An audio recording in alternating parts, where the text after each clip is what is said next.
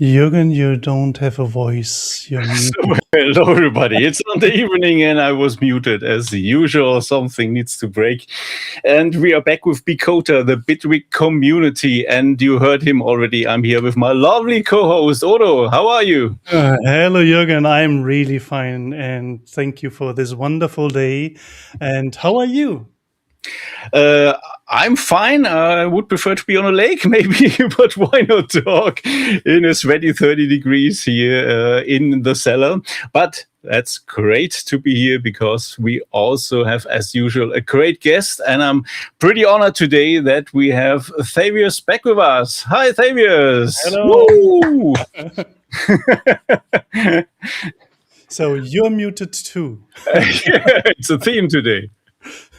Still muted. That's the real audio podcast. We all have problems with audio. That's the real one. That's the real deal. So, that's how you notice that you're talking to audio experts. Yeah, always. So you were at the lake today, Jürgen? I was at the lake, which was perfect. So we have here in Germany, it's currently in the south, 32 degrees, and that's okay. So it's not 40 as 2 weeks ago, but we are doing well. So Thavius is gone. Yeah. This was a quick That was a quick show. So it was nice to see you, everybody. And yeah. But what's up to come? So we're going to talk with Thavius about teaching, but also about many tips in Bitwig. And we definitely will talk again about Bitwig Studio 6.1. And it got several updates since the last show. We are currently into beta 4. Mm-hmm. And we might do some tinkering, and also feel free to ask your questions. And Thavius is back. And I think I have some. And with voice, yay! Yes. Yay! All right. Not just a pretty face, yes. Okay. So, back to the questions. How are you? I'm much better now that I can be heard, yes. Yeah. So, where are you located? I'm currently in Brooklyn, New York. In New York, okay. Deep in the basement, enjoying the cool, yes. We had our own little heat wave about a week ago, so it's nice to not be sweaty. So. I've been once to New York where it was pretty hot and pretty horrible out in the street. So it's the same there. Or? Yeah, pretty humid, a little sticky. It's officially summer, so. That's great. And you had a typhoon there, right? A typhoon? No, not a typhoon. It was a pretty big thunderstorm. Things get exaggerated on the news, Okay.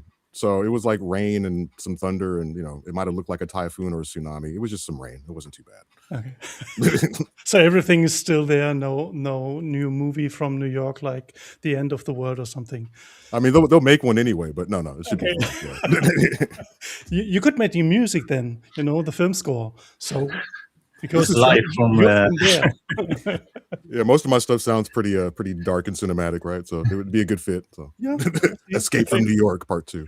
Yeah. Oh, nice. Snake Plissken. Yeah, nice. So there are some comments here a little bit too quiet. Thavius, can you turn it up a bit, maybe, or yes. go closer to the? Oh, so like yes, this. Yes, I can. Hello. Is that better? Maybe just put the microphone a little bit more closer to you. Check 1 2. Yes. Perfect like this. Yeah. We're gonna wait for the chat then when the chat is still complaining. So for the people who have no idea, who are you? What are you doing? What am I doing? Let me see. I am first and foremost an electronic musician. I've been making and releasing records for 20 plus years. I'm also a longtime music educator. So I started off doing I became an Ableton certified trainer in 2008 and eventually became a Bitwig certified trainer in 2015. My certification's hanging on my wall. You probably can't see it right now. Oh, a little bit. Can you show us them? I've never seen one. That's interesting. Oh, really? Oh, yeah. Hold on. Let me grab it. Hold on. Oh, yeah. Cool. So they really have a certificate. That is me, yes. Wow. Oh, nice. Look, the old logo. Yeah. Number 007. See? With a signature of Placidus. Great. don't forge a signature. Yeah, there you go. Oh, yeah, we cannot do so. Perfect. but yeah, music education, releasing music. I've worked as a MD, like a music director for different artists, so helping them on stage, preparing their stuff, playing as a one-man band. Oh. Yeah, done lots of online tutorial content. So there was a school called Dubspot I worked with for a long time. They were pretty popular. And they started doing online Ableton Live courses, and I was like the voice and the face of a lot of their content. So a lot of people ended up knowing me from there. And I've just continued to just be an educator. I was a professor at Berkeley for 5 years. So yeah, just music and technology. That's what I do. So how did you start out at all? So how were your parents into music, or was it by accident? It wasn't necessarily an accident. I mean, everything's an accident, right? But, lucky accident. There you go. No, I mean, my mom, I was raised basically by a single mom, and she would play music a lot in the house. So, and she sang, she was married to a guy. This was before I was even like a concept, but she was married to this guy who I think was a bass player. And if I'm not mistaken, I think she sang backup at one point in like his band or something. So she had some sort of musical ability, right? I didn't see her play instruments, and she wasn't actively doing stuff when I was around, but she played music all the time. So some of my earliest memories are she'd be in the living room or in the dining room, and she'd have some little drink in her hand on the weekend. She'd be rocking in a rocking chair and just playing a bunch of records. And she had this really cool collection of like soul, and a lot of jazz fusion, so that's where I really got tuned into just a very different kind of sound. So there was soul, there was funk, and then just a lot of just weird jazz fusion stuff, Spyro Gyra and Pat Metheny and Jean-Luc Ponty, and that stuff mixed in with like Earth, Wind and Fire and Maze, and it was just a cool collection of music in the house, so that just sparked my interest. I was just always listening to cool stuff, so yeah. But how I started was I grew up in Minneapolis, Minnesota, and in the school system that I was in, it was a math, science, and technology magnet. So that means that those schools were focused on those aspects. And the school had a concert band. I went to Willard Elementary. So when you join the concert band, they have like a whole stockpile of instruments, and you got to pick an instrument and keep it for the entire year. So I started off playing alto saxophone in 4th grade, and then eventually moved to tenor saxophone in 6th grade, and was pretty good. I was like the best person in the band, and I got to solo on all the songs, and eventually got to be in the advanced band, which was the jazz band, and blah blah blah blah blah. So I was just seen as like this talented kid in school. I just had musical chops, and it was just my thing. So but I was also really into hip hop, and the whole idea of being able to like make an entire album by yourself was really appealing to me, because I didn't have a lot of what time was that around, kind of? This was let me see. So 4th grade for me was what, 1989, 1988, 89, around then. So and 80s, yeah. And the thing is that like at that point, I had a Casio SK1 sampler. It was the first sampler that I ever had, the first like electronic piece of gear. And again, I was into hip hop stuff. So the whole idea of like sampling and looping things, like I understood the concept of it. I didn't have any equipment though. So this was back when, everyone had like these home hi-fi stereo things where you'd have like a turntable and a dual cassette deck, right? And a radio. And I would just listen to the radio, and I would do like pause mixes, which is, how a lot of people get started. You hear something, and then like you record a piece of it, and then, you pause and you try to dub that onto another tape, and you basically just create a loop. So I would do stuff like that. With the Casio SK1, it had like 1.5 seconds of sampling time. So, again, you have the double cassette deck, and it can do high-speed dubbing. So if you play the tape twice as fast, you get double the sampling time when you record it, right? So just all those kind of tricks, and just the music I was listening to, it was the right mix of like cool musicianship. Hip hop was sampling a lot of jazz. I was playing some of that stuff, and the technology was new enough where like it was still kind of a Wild West, so so that was it. I was just having fun exploring ultimately. So your first steps into music was kind of the genre of hip hop and jazz. I mean, hip hop has a lot to do with jazz from the history a little bit, where it comes from, and it's adopting a lot of stuff, even if in my opinion is going away from the jazz, but there are also always some nice. How do you call that? When you are reminded of jazz, what they're using. Oh yeah, like a reference or Reference. Thank you. Like a reference. Yeah. Okay, so you started over with hip hop and jazz, and what was the next step then? well, in rock as well. Whoa. Okay. Because I've got a pretty eclectic palette. In addition to being into jazz fusion stuff and hip hop stuff, I was also into like relatively heavier metal. I like the sound of like really crunchy guitars. So Megadeth was one of my favorite groups. Okay. I was into Slayer. Eventually I was into grunge. So Nirvana. Soundgarden was one of my favorite groups. I got to see Chris Cornell play solo before he passed away. So stuff like that. Then eventually being able to work with a group like the Mars Volta. I don't know if you guys are familiar with the Mars Volta. No. One of the most like, a lot of people when they first came out were saying that they're like a combination of like Led Zeppelin and Santana, which I can see, Okay. but I got to go with them on their first tour when they got signed to Universal. This was in 2004. And just incredibly talented musicians, and then actually got to have the lead singer. His name is Cedric Bixler Zavala. Make sure I say his name right. I actually got to have him as a guest on one of my first records when I got signed. So it was a mixture of all those things. So saying that to say, going from playing saxophone and concert band, I eventually started playing bass guitar when I was about 12. And never really took it that seriously. I took lessons, I dabbled a bit, but I would take the money my mom would give me for lessons and then go to the arcade down the street from where I was supposed to do my lessons. Be playing Street Fighter all day. I really should have stuck with the lessons, but whatever. So I can play a bit.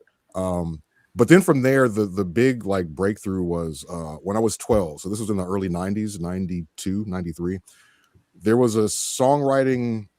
Well, there was an arts camp that was made available through a college in North Minnesota, like Moorhead, Minnesota.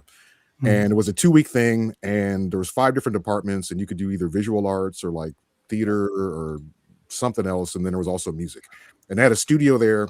And basically, if you chose music, you had 2 weeks to compose and record a song from scratch.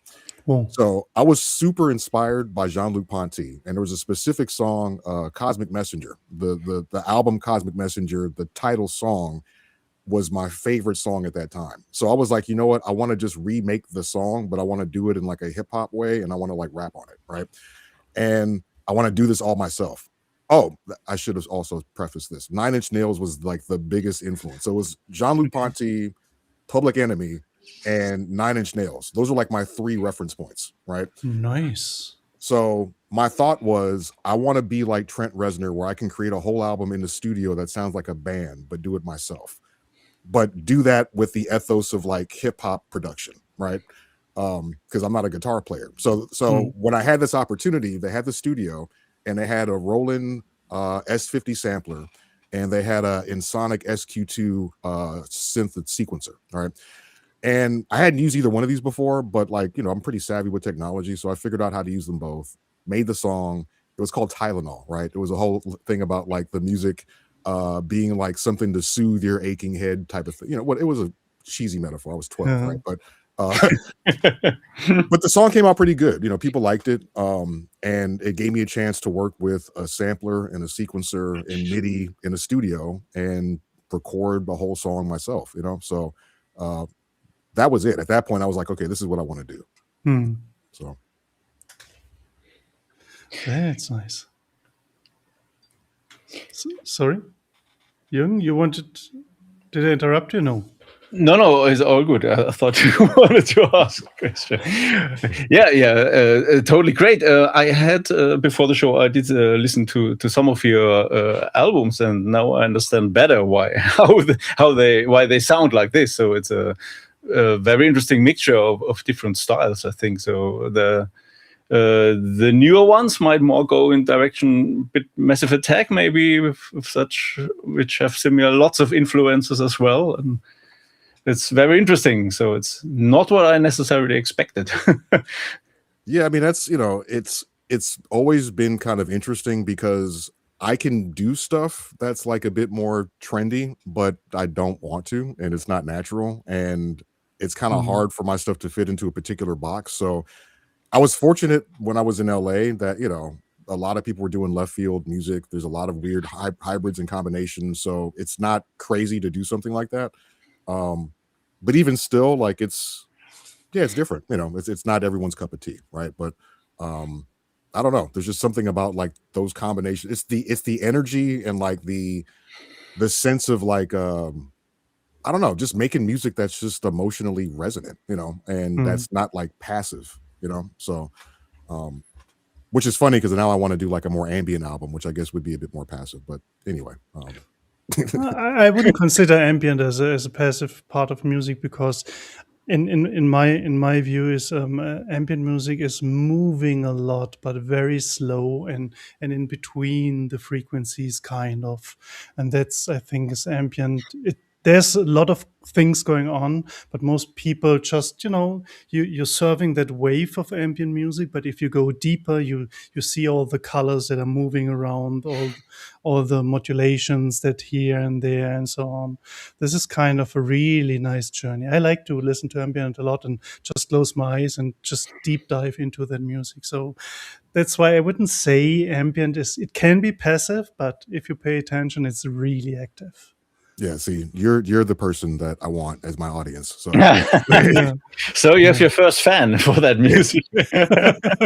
No, it's good to know, I mean, because that's one thing too, is, I guess as I've gotten older, I don't always want to hear drums, like it's interesting to me how much a lot of modern music is based around very similar patterns, like a lot of drum beats in certain genres.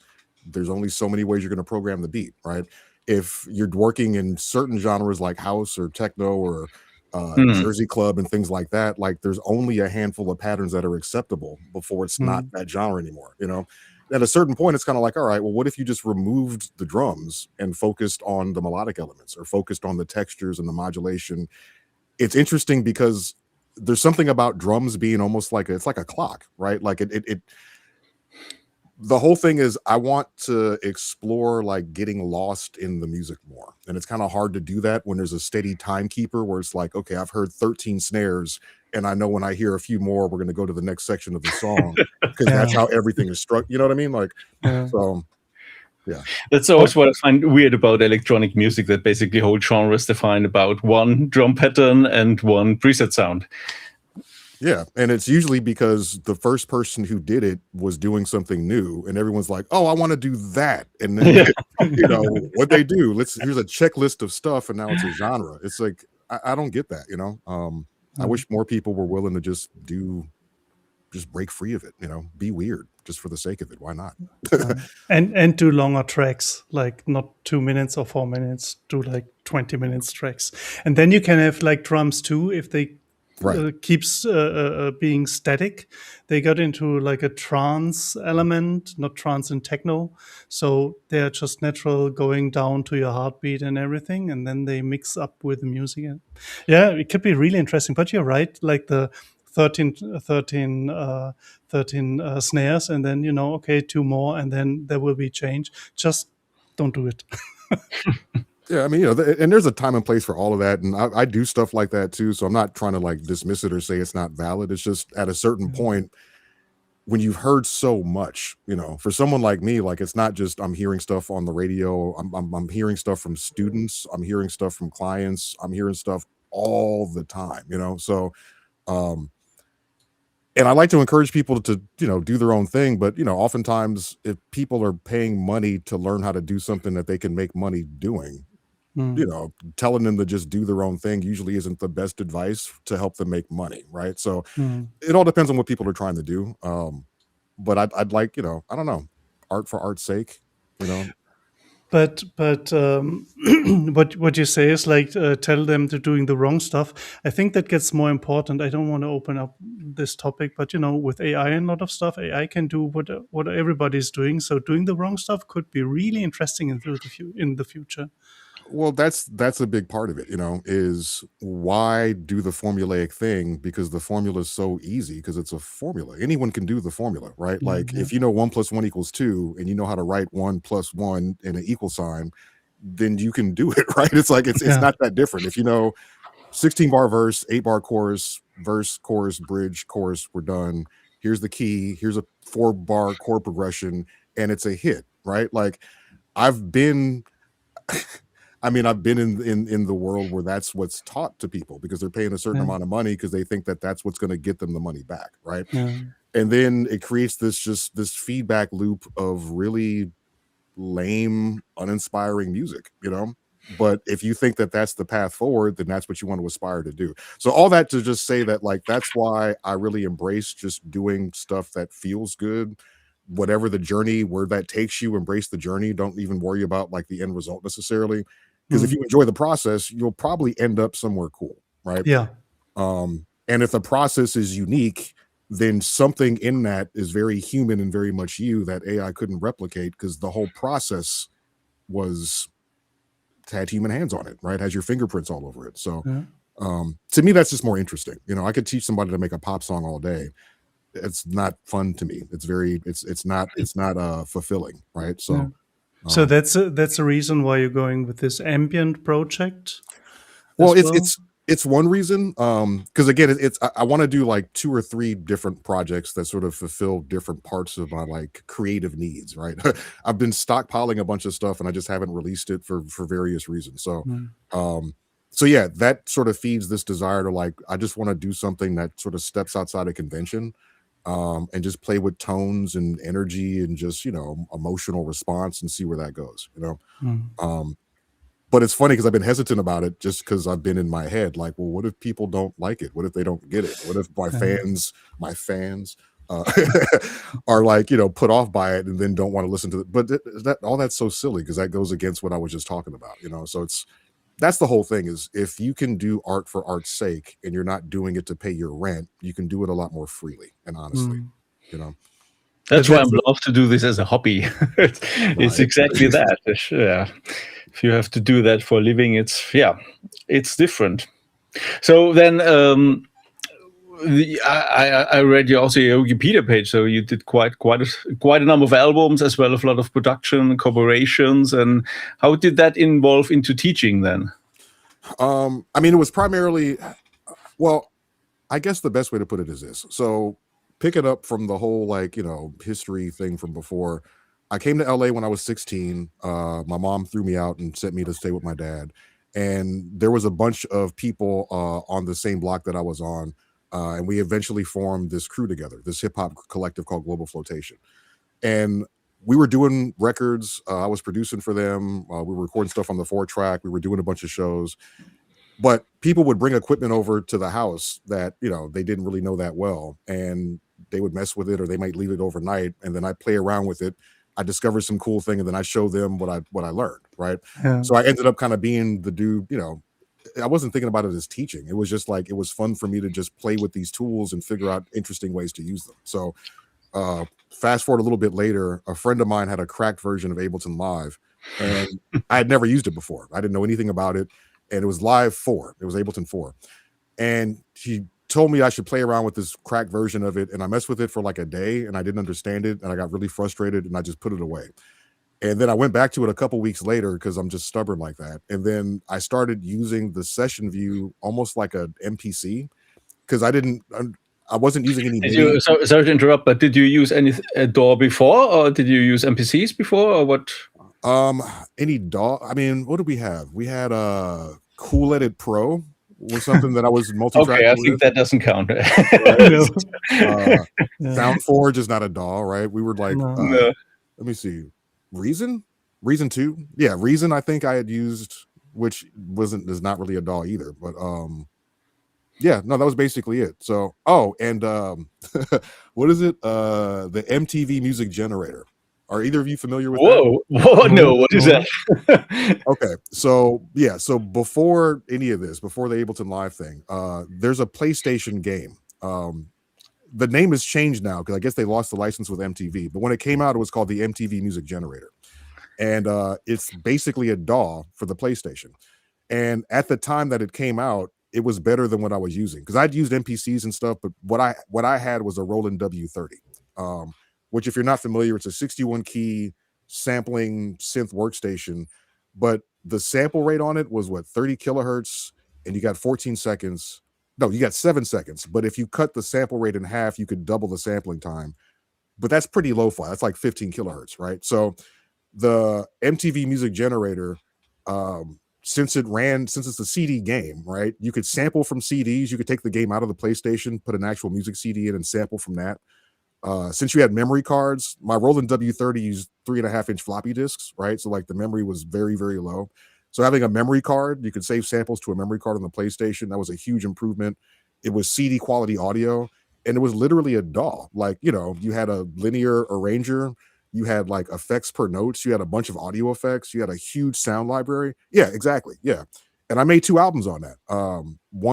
They're both called Operating the Generator, Volume 1 and Volume 2. And since we're talking about it, there's an album that I released in 2021. It was before the pandemic, called Cosmic Noise. And it's like an anthology of like old unreleased stuff.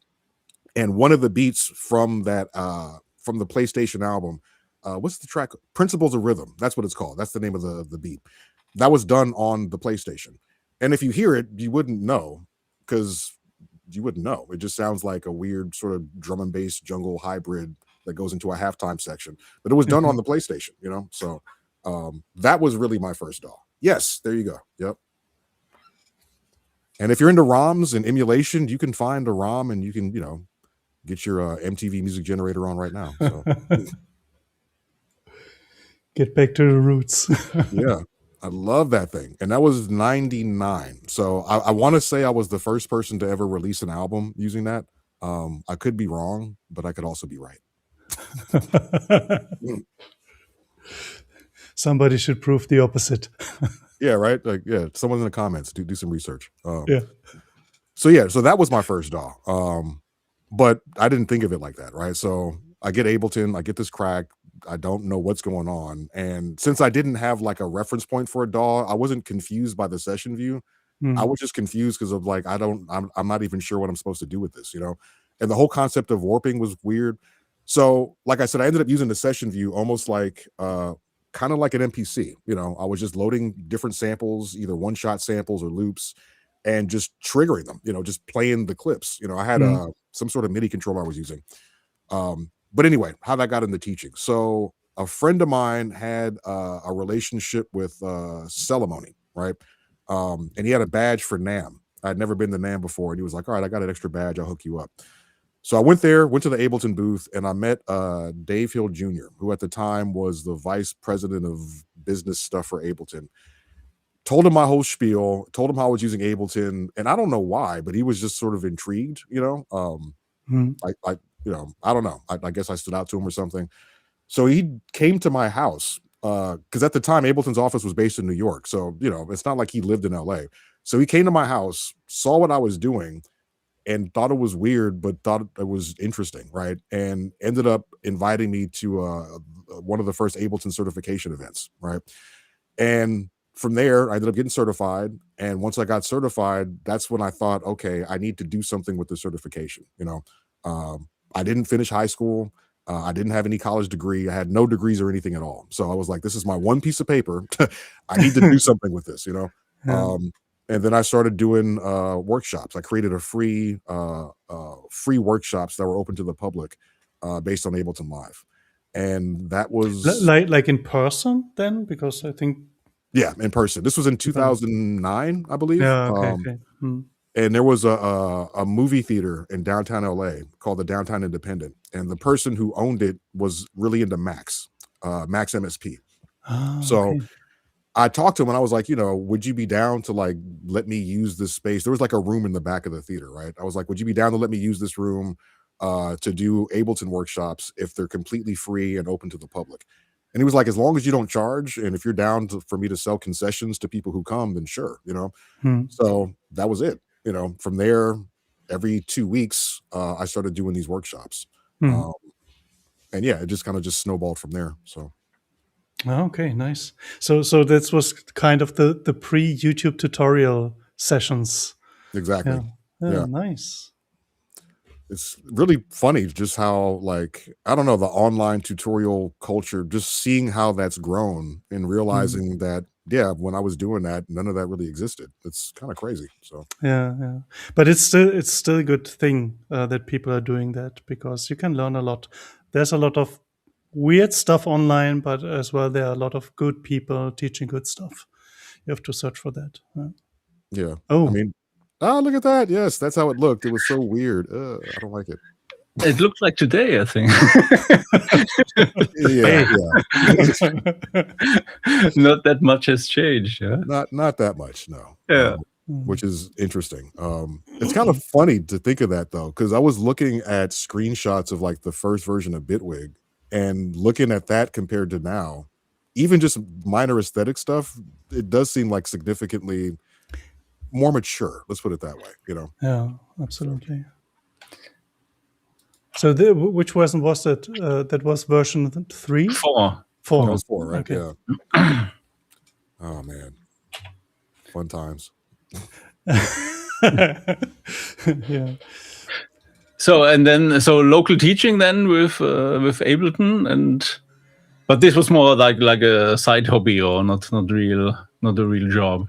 Yeah, I mean, the only real teaching job that I ever had, there was Berkeley, and there was, I mean, Dubspot, I guess. Dubspot was made by Dubspot. Like, I was an independent contractor there. So at Berkeley, I was actually like a faculty member, and that was like a proper job. You know, all the other teaching stuff that I've done has really just been hustling. You know, an independent contractor, having some relationship with some entity, and you know, it's at will, and I'm using my own materials and blah blah blah. So, but I mean, that was really the whole ethos behind the group that I was part of. When I came to LA, we were very much an underground, independent, do-it-yourself kind of a group, right? We were kind of anti-industry, anti-pop, like, you know, we're just gonna do it all ourselves, right? So, so that whole mindset was the same thing with teaching, where it's like, okay, if I don't need to be with an institution and I don't need to be like working for someone, then I don't need to do that, you know? So, but I was really fortunate. I didn't try to teach. It was never like a career path that I embarked on. I kind of fell into it, honestly, you know? So. And obviously you had a lot of fun with that, because otherwise you wouldn't have done it for so long. So, yeah, and you have to be a kind of you have to have a kind of personality to do that as well, because it's not everybody's. You know, if people, you know it yourself, if people are a little bit don't get it, you know, and you have to repeat it and try to explain it different ways on different views, so you understand how they understand things, because everybody's a little bit different understanding things.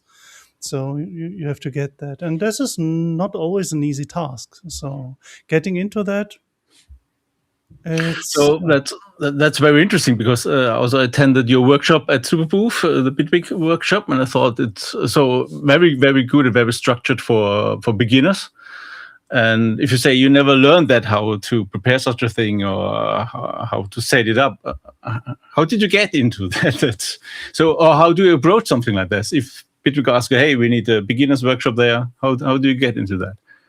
Well, you know, it's interesting because and thank you for that. I don't necessarily, I don't really know the best way to put it. Like, throughout all the years that I've been teaching, I've learned a little bit more to help sort of like make my foundation more solid. So in terms of, you know, how do you approach teaching certain people? Certain folks are more visual, certain people are more auditory, certain people really want you to demonstrate the thing in front of them. Some people really want to be more hands-on, and some people just need things explained to them very clearly, right? So like, I didn't understand that thoroughly until I had taught in a lot of different situations, you know. So it's really just been experience. It's been experience, and it's been like, you know, being fortunate enough to be around other people who've had more experience that were willing to give me the right advice at the right time, you know. So for the Super Booth workshop, for something like that, when I'm given the freedom to just do what I want and structure it in the way that I want, that's pretty easy, you know, because it's like, all right, this is where I'm starting. This is the objective, and let me just fill in the blanks, right? and let me just make sure that each step is supported by whatever I just did previously. And that's pretty much it, you know. And then at that point, I just have to stay on rails and avoid the temptation to do too much, because that's always the thing for me, is like I want to show more and I want to show more, and I just have to know who the audience is and just really be focused, you know. So that, you know, for the super booth thing, that's really all that it is. It's just, you know, I know what the objective is. This is where I'm starting. This is where I have to end up. Let me just create a roadmap. You know, it's just a basic outline, you know. So I was watching that really interested because I thought, you know, always ready to learn something new, because I do tutorials too. So I always try to get how other people do that. And I was really fascinated because when I saw, okay, beginners workshop, I said, wow, that's a big task, you know, because Bitwig is like this wide, where to start, where to stop, and what are you telling in between, you know. And I really liked how you did that, because you took one path through this whole jungle of Bitwig with all its possibilities. And I think this was really the best thing you can do to show people, when you have a task, you can go this way. You showed some other ways you can do the stuff you want to do as well, but you can go this way. And in between, you showed like there are a lot of other things on the left side, on the right side you can do, but we go this way because we have one task, we want to achieve that, and this is the way I do it. I show it to you, but there are so many other possibilities. And I really like that approach, because otherwise you could have said, and I have 10,000 more features I want to show you, and nobody would get it. Exactly. I think that's a good sentence, that you should not fall into a trap trying to show everything, and that's really dangerous.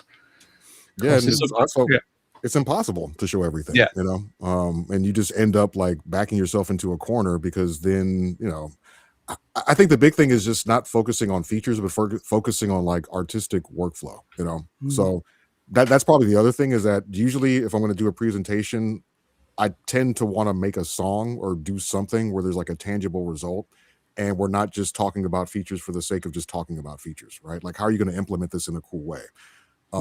And if it's something that I actually use and like, then I'll probably have a cool example to show, right? So, and then I can show it with more enthusiasm because I'm actually using the feature. So it's just, you know, it's interesting because, you know, in terms of like pedagogy and like formal teaching and whatnot, like, no, I haven't been taught like that. But in terms of just engaging people in a way where they clearly see that like I'm into what I'm talking about and I know what I'm talking about and I enjoy it, if you can do that, people tend to like stay engaged, you know, because you're not talking at them or just trying to sell them something, you know. So yeah. exactly. So if you haven't watched that workshop, it's online, and here's the full link. But I guess if you simply go in YouTube Bitwig, you can find it much easier than this typing this long text here. But nevertheless, we will also put it down in the comments later on, so you can also click in there. And even if it's a beginner workshop, I also picked up some info from that. So it's always good to have something, a renew of your knowledge, and really worth watching.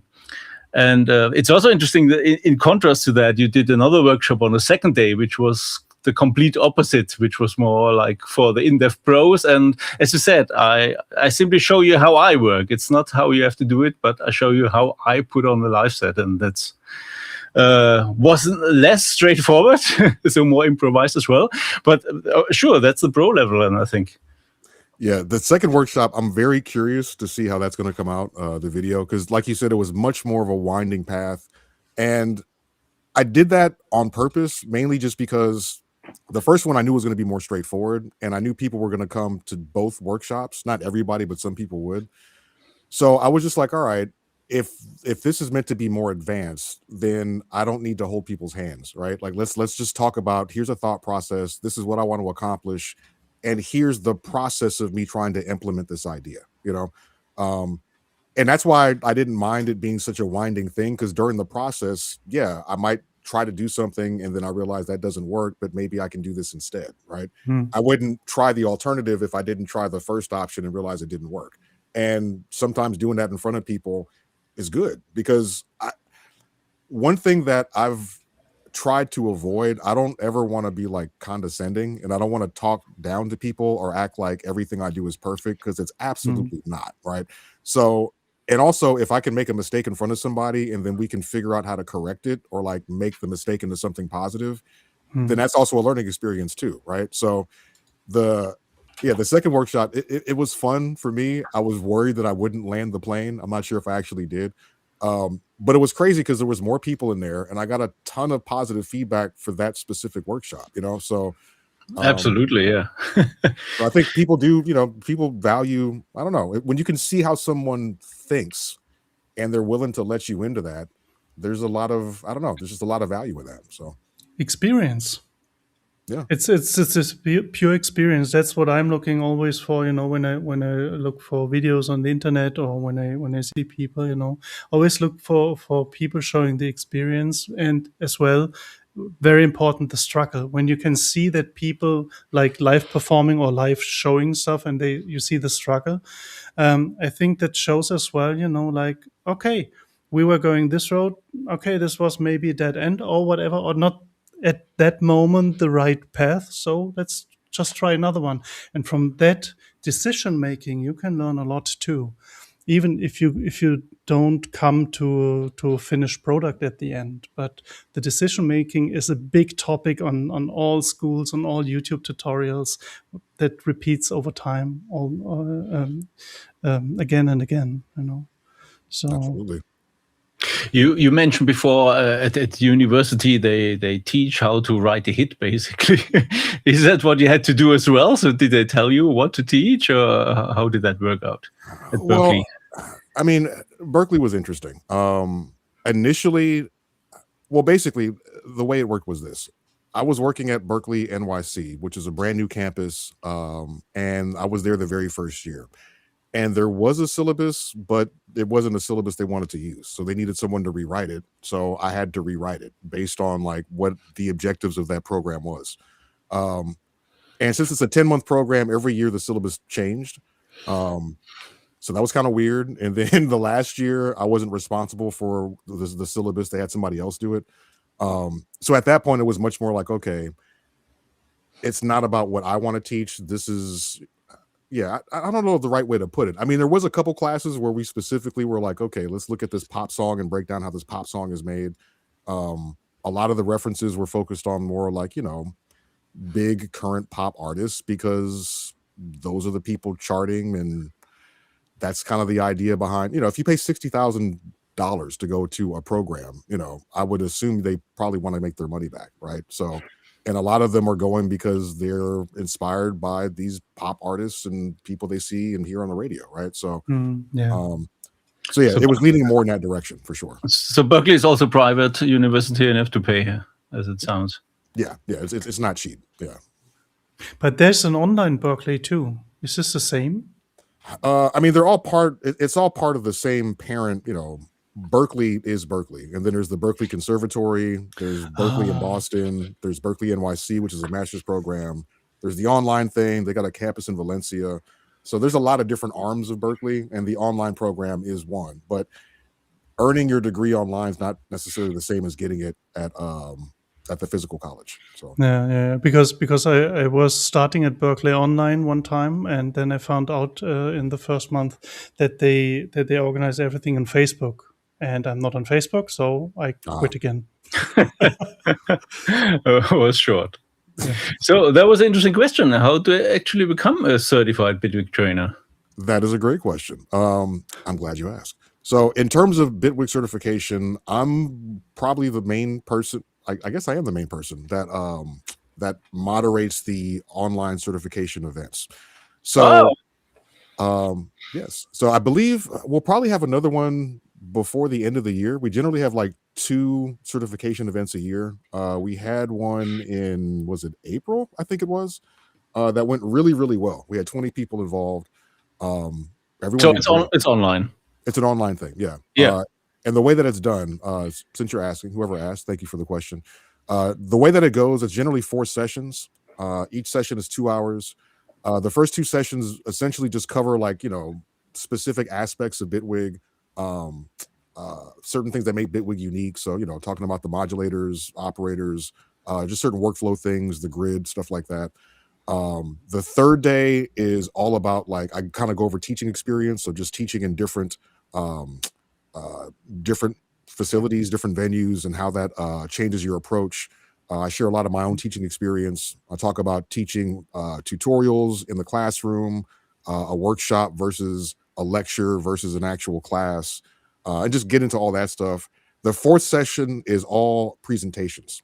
So everyone who's there is given a topic, and you have 5 minutes to present on this topic, and you have a day or two to prepare your presentation, and that's it. And then there's also an exam. What do you mean prepare? Some music or what is that? Oh no, so because the certification event is meant for everyone to be able to teach when they're done, right? So the presentation is I give someone a topic. Here's an example. I might say, show a practical example of using each operator in a musical context. Right? Oh, okay. And then you'd have 5 minutes to actually do it, but you'd have to explain it in a way where it's this person doesn't know anything about operators. So establish the foundation. What is the thing? Show it in the musical context, explain it along the way. Don't talk over the music, just can you present this effectively? Do you know what you're talking about? Can I follow you? And are you engaging? Yeah. And it's pretty cool. I mean, I think a lot of folks are kind of intimidated once it gets to that point, because I guess it could be kind of scary. But it's interesting because I always learn a lot, I assign the questions, but the presentations are cool because everyone has their own way of doing it, and I never know what to expect. And it's really open-ended. It's again, kind of we were talking about the super booth thing. I know what my objective is and I know where I'm starting, right? So with them, they know the objective. I have no idea where they're going to start, and I don't know what path they're going to take. So that day I end up learning a ton of stuff from everybody. But in terms of the process, Bitwig usually will send out a newsletter when certification events are about to happen. So just look out for that. Also, too, if you're really curious, if you follow me on Instagram's my only social media account. I'm just Thavius Beck on Instagram. If you follow me there, I generally will post when the certification events happen because I'm the one moderating them. So that's me. And I guess there's a price tag on that. So how much do you have to pay for that? How much is it? I'm not entirely sure of the price. I don't know if it's 800, 700 or 800. I'm not entirely sure, to be honest. Because thankfully I don't have to solicit. You don't have to organize that. Yeah. I don't exactly know how much, but I'd imagine there might be something from the last certification event on Bitwig's website. I don't know. Yeah, but nevertheless, I think that's a reasonable amount of money for such courses. So it's not crazy expensive. Yeah, the announcement was very short. I missed it. Okay, yeah. What I would say, if you're curious, because again, I don't know exactly when it's going to happen, but we should be doing another one before the end of the year. And I actually had a couple friends who wanted to do the last one that weren't able to attend, so you're not the only one. But yeah, just look out, and you can follow me. I'm not trying to get followers, but if you're really curious, I will definitely post it online. So yeah, can't determine a regularity. It's understandable because, like I said, I don't know the exact schedule. I'm guessing it'll probably happen in the fall. I'd say maybe October, November, around then. So great. So watch that space. Probably not December, because December is always a month where people are in other hurry to Christmas. Yeah, usually the idea is to do it around do it in the fall, but not too close to the holidays, usually before Thanksgiving as well in the States. So that's what I'm saying. It'll probably be late October, maybe early November. That's what I'm guessing. So yeah, just keep your eyes open. Great. So maybe going back a little bit to production. So how, if you say also you want to make now a bit more ambient, how do you approach making music yourself? Do you also use hardware, or is it really Bitwig, or maybe Ableton? Ableton Live? No. It's funny because I've had a lot of people ask me okay, do you still use Ableton? How long have you been using Bitwig exclusively? And it's Bitwig is great. I love Bitwig. I don't use Ableton much for production nowadays, just because I've used it so much for my job that I just don't like looking at it. It's just, I don't find it. I don't find it inspiring anymore. And that's not a knock on the DAW. It's just like I've used it for too long. I'm bored with it, you know. So it feels like work. Yeah. It's like, you know, it's like if I was on Zoom instead of on this, I'd feel like I was at work, right? So yeah. But yeah, Bitwig is great. I got a ton of hardware though. I have when I first started at Berkeley, I was actually told to teach modular classes. It was a whole class on modular synthesis. I had no Eurorack gear at all. They didn't know. I don't know why they didn't ask. But I was at the time I was consulting for Splice, and Splice was just paying me a ton of money. So I just went and bought a bunch of Eurorack gear. So I've got a lot of modular stuff over here. I've got like 3 different cases just full of stuff. I've got my Sub 37, which was gifted to me by a very, very good friend of mine, and I love that synth. What else? I've got an SP 404 Mark II over here, and Push 3, which I don't like, and I got a Deluge and Polyen Tracker Plus, and I got a lot of stuff. But the thing is that like I've acquired a lot of gear over the years, and I've tried different combinations and realized like in trying these combinations, I'm making a lot of stuff that I don't like just because I'm trying different combinations to see if it works, right? So what I've done recently, Bitwig is my center point, or my centerpiece. My Sub 37 is my main like controller and like analog piece of gear. And that's kind of it, you know, and then I'll just like mix in other stuff occasionally. I like using the SP 404 Mark II. I kind of use it as like a hardware effects unit. So I've got an effects track in Bitwig set up so I can route stuff out to it and play with that in real time. I've also got a grid device set up so I can control all the effects on the SP 404 within Bitwig, so I can modulate everything, and it's pretty cool. And then what else? Yeah, that's and I've got a mono circuit from Novation. I used to have a base station 2, which I loved, and I had to get rid of it many, many years ago. But I got the mono circuit, and it's not quite a base station, but it's actually a little bit cooler because I can use it like an analog drum machine, you know, because you can do the whatchamacallit, the patch switching. If you create a bunch of drum patches, you can then sequence those patches as if it's a drum machine, right? So I'll use that for analog drums. I have the Sub 37 as an analog synth, and then I've got Bitwig for all the other textures that I want. So nice. And then also finish everything in Bitwig then, and mixing and yeah. I mean, I've become very, very fond of just Bitwig's. Just I don't know, the workflow is great. I like how it looks. It works really well with this ultra wide monitor that I have, because you know in Ableton I would do a lot of stuff in the session view, and then I would like track that into the arrangement view as my very last step. With Bitwig, I don't use the clip launcher in the way that on the mix panel you can have it set up like it looks like the session view. But I just use that as a straight up mixer. It's just a full screen VU meters. And then I do everything else in the arrange panel, but I use the clip launcher there. So it's just nice because aesthetically, it feels more like the information's more clear. The layout makes more sense. And it's just really inspiring. If I want anything to move, I can just modulate it really, really quickly, you know? So Bitwig is where it all ends up. Nice. And you're already using Bitwig 6.1, the beta? Yep. As soon as that beta got released, I've been on it every single day. Yeah. And what do you think of it? Man. As someone who is a sample-based musician, often I like manipulating audio. The sampler is there's nothing else out there like it, like not even close, you know.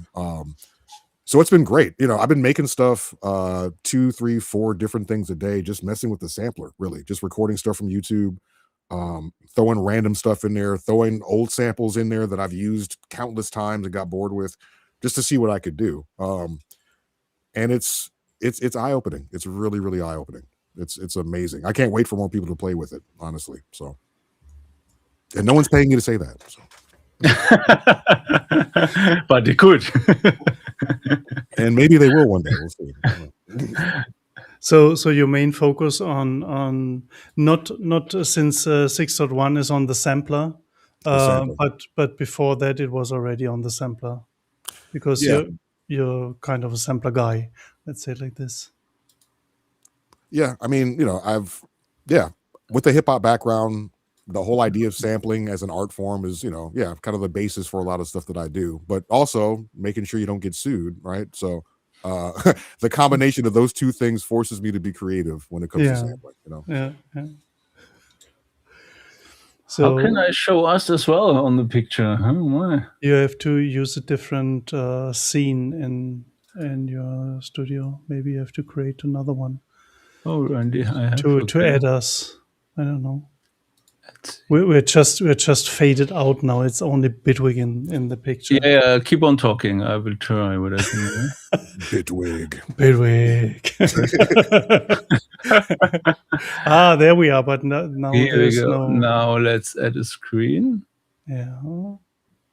I can No, I don't want to the mix screen we were talking about. So you get three tech people together, and this is what happens. Come on. Yeah, they just lost into how did Even we a do computer that? scientist, it's a mess. Here we go. So this was the mixer view you were talking about. Yes, yeah. And just being able to have it set up as just VU meters.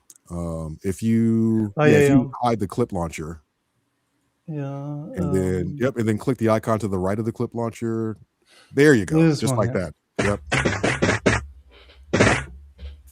It's so nice, especially like on bigger projects with this big, huge monitor that I have. I have a 34, I guess it's not that huge, but it's a 34-inch ultra wide monitor, and it's been great. Because then I can have multiple things open side by side. But with Bitwig, if I have really big projects, to be able to see like all those channel strips, see the VU meters clearly, it's just a little thing that's really helpful, that I don't get in a DAW like Ableton. Not to just badmouth Ableton, but as someone who'd used it for so long, it's just these little minor conveniences, they all add up, so. At the end, it's with every DAW, if it fits your workflow, if it fits how you work or how you get your intuition, it's for you the better DAW. But it doesn't say it's a better DAW than the other one, because all the DAWs have like all the advantages and maybe some disadvantages. I don't know. But at the end, everything that counts is how you feel with that piece of software.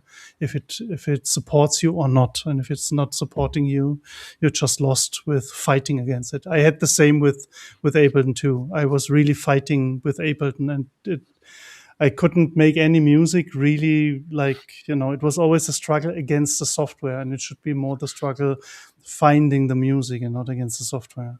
Exactly. Yeah, I mean, and that's what's funny to me about, this DAW is better than that DAW, and, people are big, huge fanboys about like a company, and they're tools. If you can make good music in one DAW, you can probably make good music in any DAW as long as you figure out how to just use the tools. They're just tools, so use what inspires you, right? So it's about the workflow, what you can get used to and what you like. Exactly. There was a question: how many? What's your relation with third-party plugins versus stock plugins? Yeah, I mean, for me, the big thing for that is I don't want my projects to be missing stuff if I have to move from one computer to another. Oh, good point. Good point. For me, that's really it. And the other thing too is, after years of working with students, and students will come up to me and they'll have like a million plugins on a track, and they're like, something doesn't sound right. I don't know what's wrong. And it's like, well, you have too many things here to even assess what the problem is. Why'd you even add all this stuff? And then they start removing it one by one, and they're like, oh, it actually sounds better without all this stuff on it. So I think the simple answer is I prefer stock plugins, regardless. It doesn't matter what DAW that I'm using, just because it's already there. And any third-party plugin I want to use, I can probably accomplish the same thing with stock plugins. It's just a matter of knowing how to use what you've got. Right. There's certain third-party plugins where like, okay, that does something really special, but especially in Bitwig, I can use the effects grid and pretty much build anything that's not already stock. Like here's a good example. There was one effect. It was my favorite effect when I was playing live shows a lot, and back in the day, it was called Insta Jungle, right? In Insta Jungle, it was a 32-bit effect. And yeah, I had that ages ago, before Bitwig was even a thing, right?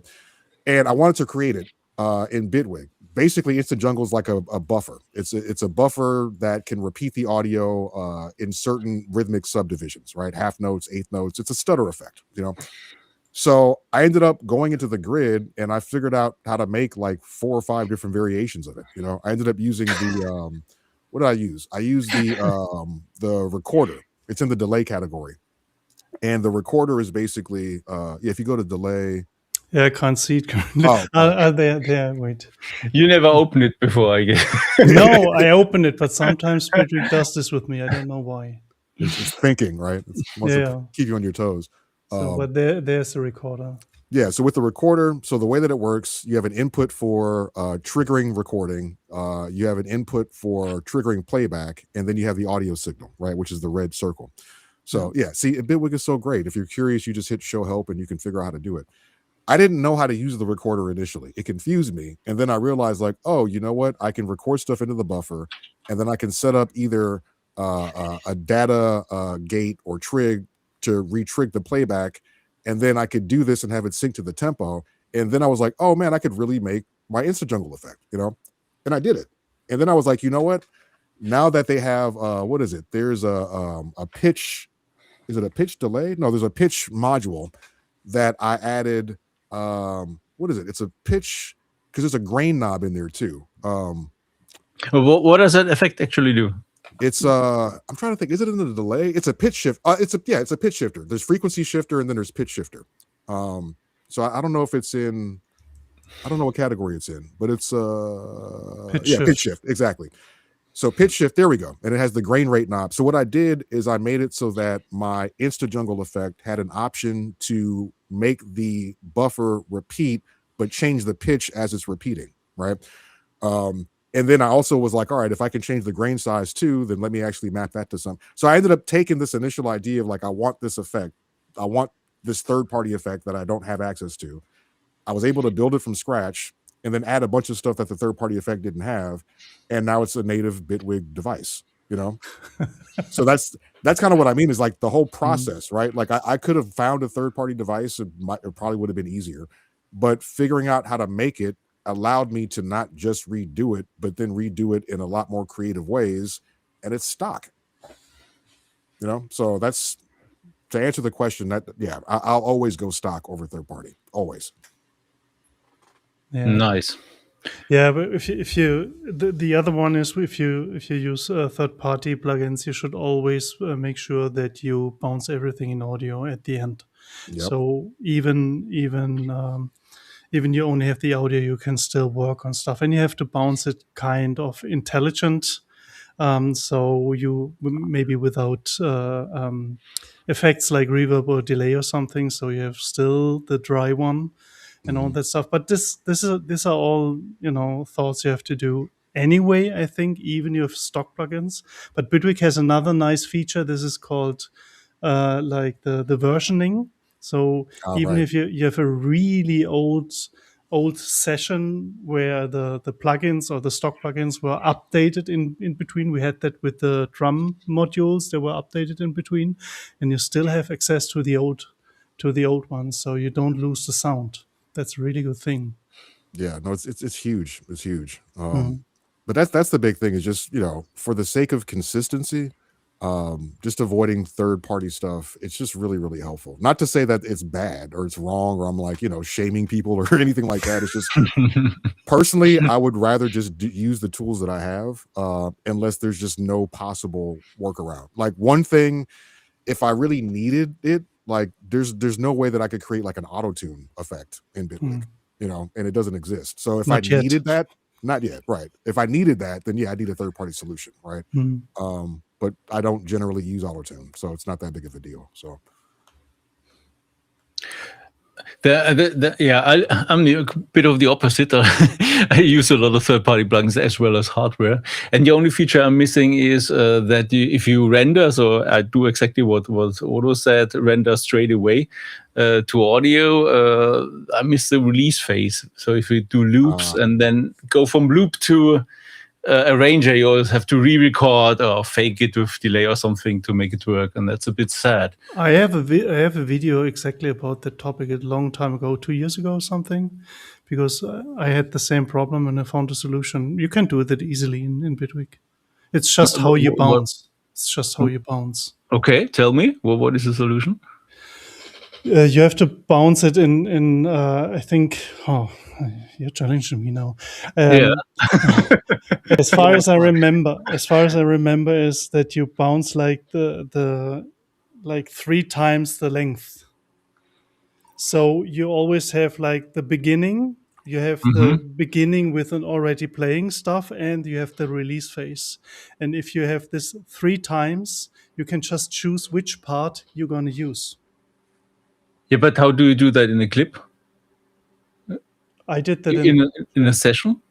I did that in an arranger and then put it. Yeah, sure. In an arranger, you can do that. Yeah. Which part you want to use. Yeah. Yeah, sure. Okay, you could move it to the arranger, then bounce, and then move it back. So okay. That works perfectly.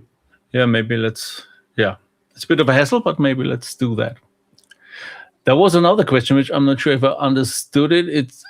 I guess this means repeat, recording note repeat.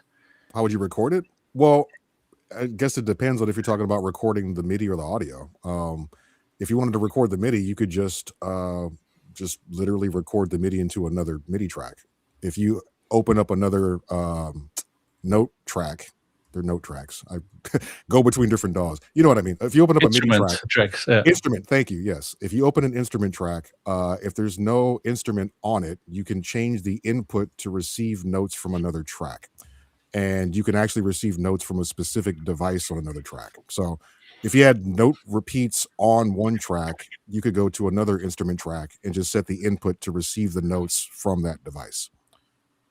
Which note repeats are we talking about? One from a controller? So is I'm assuming they're talking about the note repeat note effect, because I use that all the time. Okay.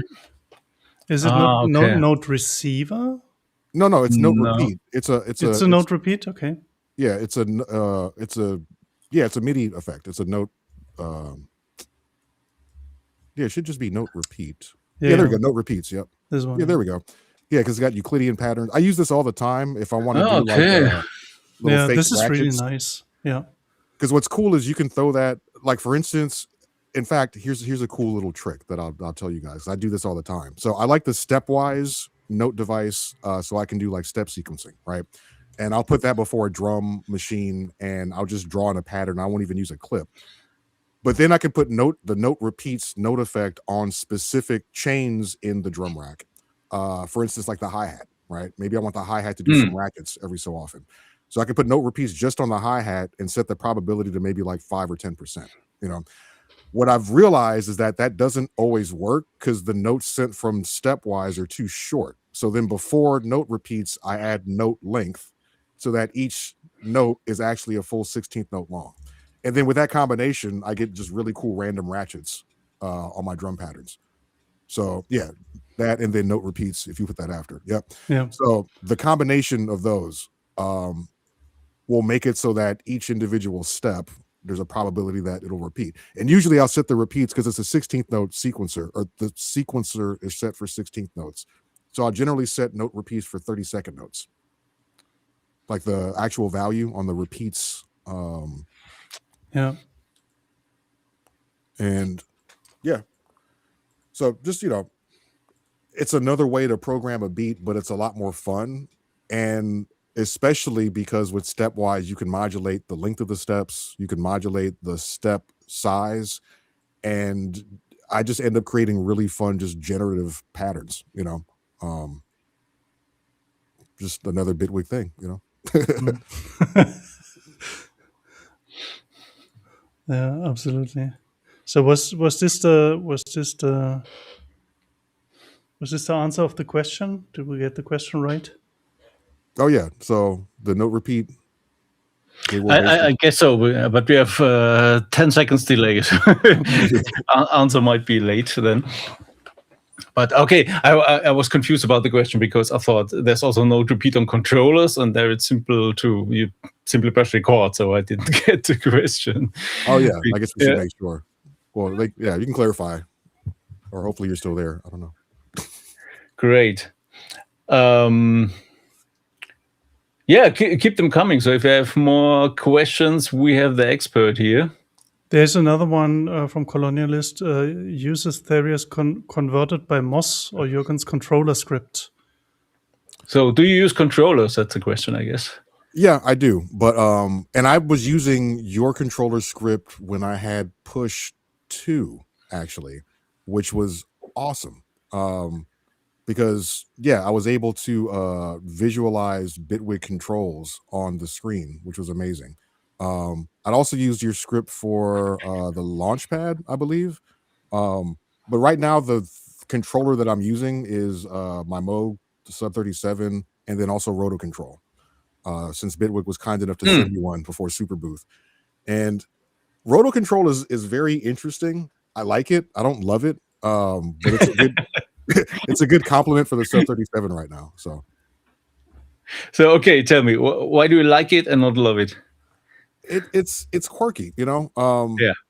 There's certain things that don't make a lot of sense in terms of how the script works versus how the MIDI function works. Like if you just use it as a generic MIDI controller, you can set up pages and you can assign the knobs and the buttons to do stuff, right?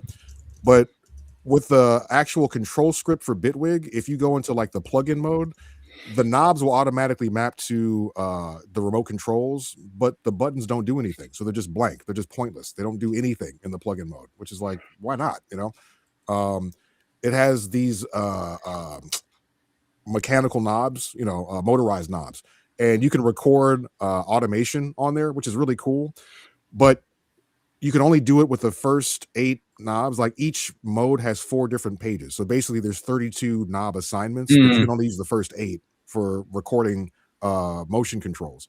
There's just a lot of weird, I don't know if it's not fully done or like if it just wasn't fully thought through. It's cool, but there's enough stuff missing where like I like it, I don't love it, you know, but I do use it. So yeah, I fully agree. So I absolutely love the knobs, but the workflow is, yeah. That's my topic. That's why I use your generic flexi to put them on new controllers and make them more useful for my workflow. So I am really happy with the generic flexi. So I don't have any original scripts on my controllers. I did everything on my own except the push 2, but I don't use the push 2, to be honest, anymore so much. Yeah, Push is it's so big. It's just too big. It's way too big. I did I've always had Push just because of an Ableton certified trainer. It's like I just kind of have to have one in case someone asks me about it. But I don't enjoy using it at all. At all. And again, it's not an Ableton thing. It's just like as far as a controller and a portable device, the standalone Push is like 10 pounds, you know, and it takes up so much space. It's just not practical unless that's the only thing you're using or you have like a very, very big setup with a bunch of space, you know? So, but you know, to each their own. I know people who love it. Right. So, it's just about what works for you. Yeah. And what's your fight with the push 3? Because you said you have it, but you don't use it so much. Well, no, I mean, again, I got it because you know, I got a great deal on it because I'm a certified trainer, so I got a discount. I didn't have to. I was asked to do a tutorial course on it, which basically paid for Push twice over. So like, you know, it paid for itself. Okay. And when I was touring, when I was working with an artist named Saul Williams, oftentimes it would be me and him. So I'm a 1-person band. And having a bigger controller just made it look more demonstrative. Like, you know, there's always a theater aspect to performance. And it's not like I'm playing the beats live. I'm triggering effects, but I'm not doing a lot, right? So, like, the more I can make it look like what I'm doing is significant, the better. So having a big, huge controller just looked better on stage. But again, carrying it around, like, it would mess up my back. It was like, you know, it's a heavy device. So, and honestly, like, in terms of a portable battery powered thing, I've got a lot of stuff already that can do that. That's significantly smaller. You know, like the OPXY I have. I've got the Dirty Wave Mate, which I love. The Polyen Tracker Mini. I've got so much stuff. Anyway, those 3 things, and Ableton Move, which is great because you can hack it and then you can put a bunch of just other stuff on it. And my Ableton Move is hacked with a bunch. I don't even use the Move software. But I use the hardware because I can use it with a bunch of like mutable instruments. What is it? It's Schwung is what it's called. It was called Move Everything, but yeah. So, and all those things together are still smaller than push. I could use all of those and like organize them in a rectangle and it'd still be smaller than push, you know? So, yeah.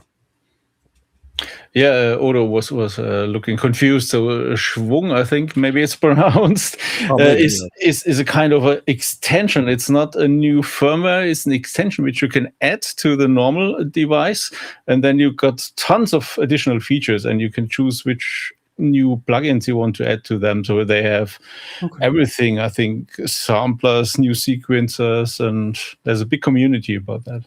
It's huge and it's constantly updated, and there's a lot of cool stuff. There's even there's a Radio Garden on there, which I don't know if you're familiar, but it's like a website where you can listen to radio from all over the world.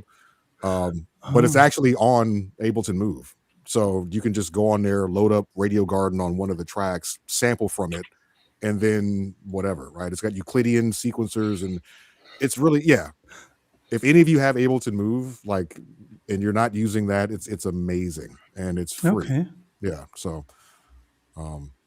it's granular synthesis, sound font support. Yeah, lots of interesting stuff. Vocoders, reverbs. I think you sent me that already a long time ago, but because I don't have a Move or something, I just looked at it and said, nice, and that was it. Yeah, it's really cool. And the thing is, you know, Move is so much more attractive to me in terms of the size, because I like the build quality of Push, right? Like it's a very solid device, and Move has a similar build quality, but it's just so much more flexible, which might seem weird to a lot of people because it's only 4 tracks. So it's like, how flexible can it be? But you know, once you have Schwung, once that's incorporated, it opens it up a lot. So yeah, I think also the Push 3 is partially a step back from the 2, because I really dislike the knobs. So this huge knob, which you have also to push to the left and right, is not really working for me. Yay! We're Deluge bros. So what do I hold up now? Synthstrom Deluge fan club. Let me actually take the case off here, because not only do I have this, but I also modified the sides.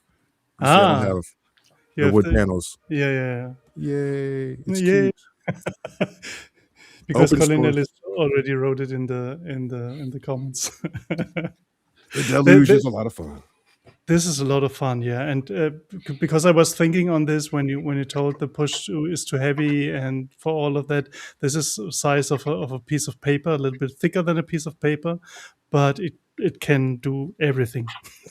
Yeah, no, it's pretty amazing. And then with the community firmware, it's very good stuff. So, and actually, it's funny you even brought this up, because in my former life, I was a minor coding hobbyist, teaching myself Python and C++. And when they first open sourced the Deluge firmware, I was dabbling with C++, and I realized that there was one thing that was really bothering me, because the way that this used to work, when you would change the tempo, it would do it in increments of 4, and you had to hold the knob and then turn it to do it in increments of 1. So I figured out how to fix that in the code, and I submitted it. And the whole reason that it changed the way that it works now is because of me. So now when you turn it, it's 1 BPM instead of 4. So I did that. That's it. I'm proud of myself. Okay. So what is the workflow with that and Bitwig? Is it more for live use, or for getting starting ideas and then copying over to Bitwig? Or? You know, it's interesting because with the Deluge, that's the thing, is like, you know, with a lot of the hardware that I use where it's more of like a workstation, because the Deluge is basically a workstation, the stuff kind of stays on the machine until the song is like done or the beat's done, and then I'll just track it into Bitwig as just a stereo track. I don't even bother like separating the stuff. And there's a few reasons for that. I remember having a conversation when I was at what was it? It was a show I was doing. I think I was with Saul Williams, performing with him. And a guy that I've known for a while, Alessandro Cortini, who plays with 9 Inch Nails, really, really cool guy. He was telling me about like his workflow, and he was saying that for a lot of his stuff, what he's doing is he'll just set everything up, he'll jam and he'll record the whole idea, and once he has what he likes, he'll just track that as it is. So he won't bother to go back and try to mix it or separate it or anything. He just wants to capture the energy of that moment, right? And I thought that was really compelling, because I've had so the whole stereo track. Yeah, the whole stereo track. Yeah, like he'll set everything up beforehand to make sure it's going to sound good, but he'll just record it live, like in real time, as he's jamming or as he's doing whatever, and that's the song, you know. And part of it is capturing that raw energy and like that feeling that you get when the thing is new and it's fresh and you're really, really inspired. It's kind of hard to like manufacture that after you're redoing the song multiple times in the studio, you know. So so I kind of took that same ethos, and plus, again, the stuff that I'm doing, it's not like I don't need it to be pristine. I don't need it to sound like polished, saccharine, like, you know, sterile sort of. If it's a little dirty and messy, that's okay. Like if the energy is captured in that, I think that's a trade-off that I don't mind making, you know. So, so all that to say, like with the stuff on the Deluge, generally I'll make the stuff in the Deluge. I'll tweak it enough to make sure the levels are good, and then I'll just record it into the DAW. Usually the day that I've made it, and then I just play it in real time. I'll mess around, capture all that stuff, and then that's the track, you know. But usually that's more for like an instrumental thing. If it's like a beat tape or like a, you know, something that isn't necessarily meant for a vocalist. Although I did just produce a track. There's this rapper named his name is Stro. He's based in LA. Really, really, really good. He's got a new album that I did 3 tracks on. One of them was made on the Deluge, and it was literally just the stereo track. I think I added 1 or 2 sounds in the DAW, but yeah, the basis of that is just straight out of the Deluge, you know. And it just has a certain sound. The Deluge has an interesting sound to it. Like it sounds different from any other machine that I have, you know. So that's what's kind of cool about it. It's a quirky device. and it's good for if you're playing live, because it's blinking and you can do all the knobs pulling all the time and turning and stuff. So if you need something that where the audience can look at, it's good because it's so many different colors blinking there. So absolutely. But that is one thing that gets people in trouble, though. Sometimes if you have too many buttons and it's dark and you don't know which button to press. And, you know. Yeah, those grid devices are always challenging, and they are cool to a certain degrees, and then it gets really difficult. Yeah, I mean, it's nice to have something that you can sort of play by feel, and it's really hard to do that with a grid device, you know. So, but you know, that's the trade-off. The other thing though is if you play with it enough, because the Deluge, the grid on the Deluge is a pretty big grid, right? Like on the Launchpad, it's a little bit easier because it's 8x8. You can kind of feel your way around. And I think on the Launchpads too, if I'm not mistaken, they did something really clever where there's like, I think this was done for visually impaired people, where there's like a small dot on certain pads. I think it's like, do I have a Launchpad here? I have one buried. On the Launchpad, there's these dots you can feel. Yeah. Exactly. So you can kind of like get a sense of where you're at. Which reminds me, I remember I was at NAMM. This is when I was working with Novation. And every year Stevie Wonder comes to NAMM, right? And Stevie Wonder has like all these people behind him. And I guess the folks at Novation know Stevie, right? So they brought him over to the booth. And I think the Launchpad Pro had just come out. And they brought him over there and they had me like, they had me show Stevie Wonder the Launchpad. And I'm like, why the hell am I showing Stevie Wonder a MIDI controller with pads? Like, what is he gonna, you know? Anyway, I had to guide his hand over it. And he was like, oh, anyway. It's weird. But they had already the dots back then? Was it on the, okay. So yeah, in fact, I think that's why I knew, because however it is, there's 4 pads that have like a little minor dot or something on it. Anyway, so perfect. Maybe he was already involved in the development, and they had someone who said, "You have to do something about that, because how he can operate this thing in a way." Stevie Wonder gonna bang out those drums on the Launchpad, man. He can't see it. Yeah. So we kept the best for last. You wanted to show us something new that just came out. Oh, see, I like how you set that one up. See, you're one of the good ones. Actually, yes. I was just recently featured in a book, and thankfully the screen's not mirrored here. Here it is. And I'm very happy about this. This is a book called Beat Makers of LA Underground Hip Hop.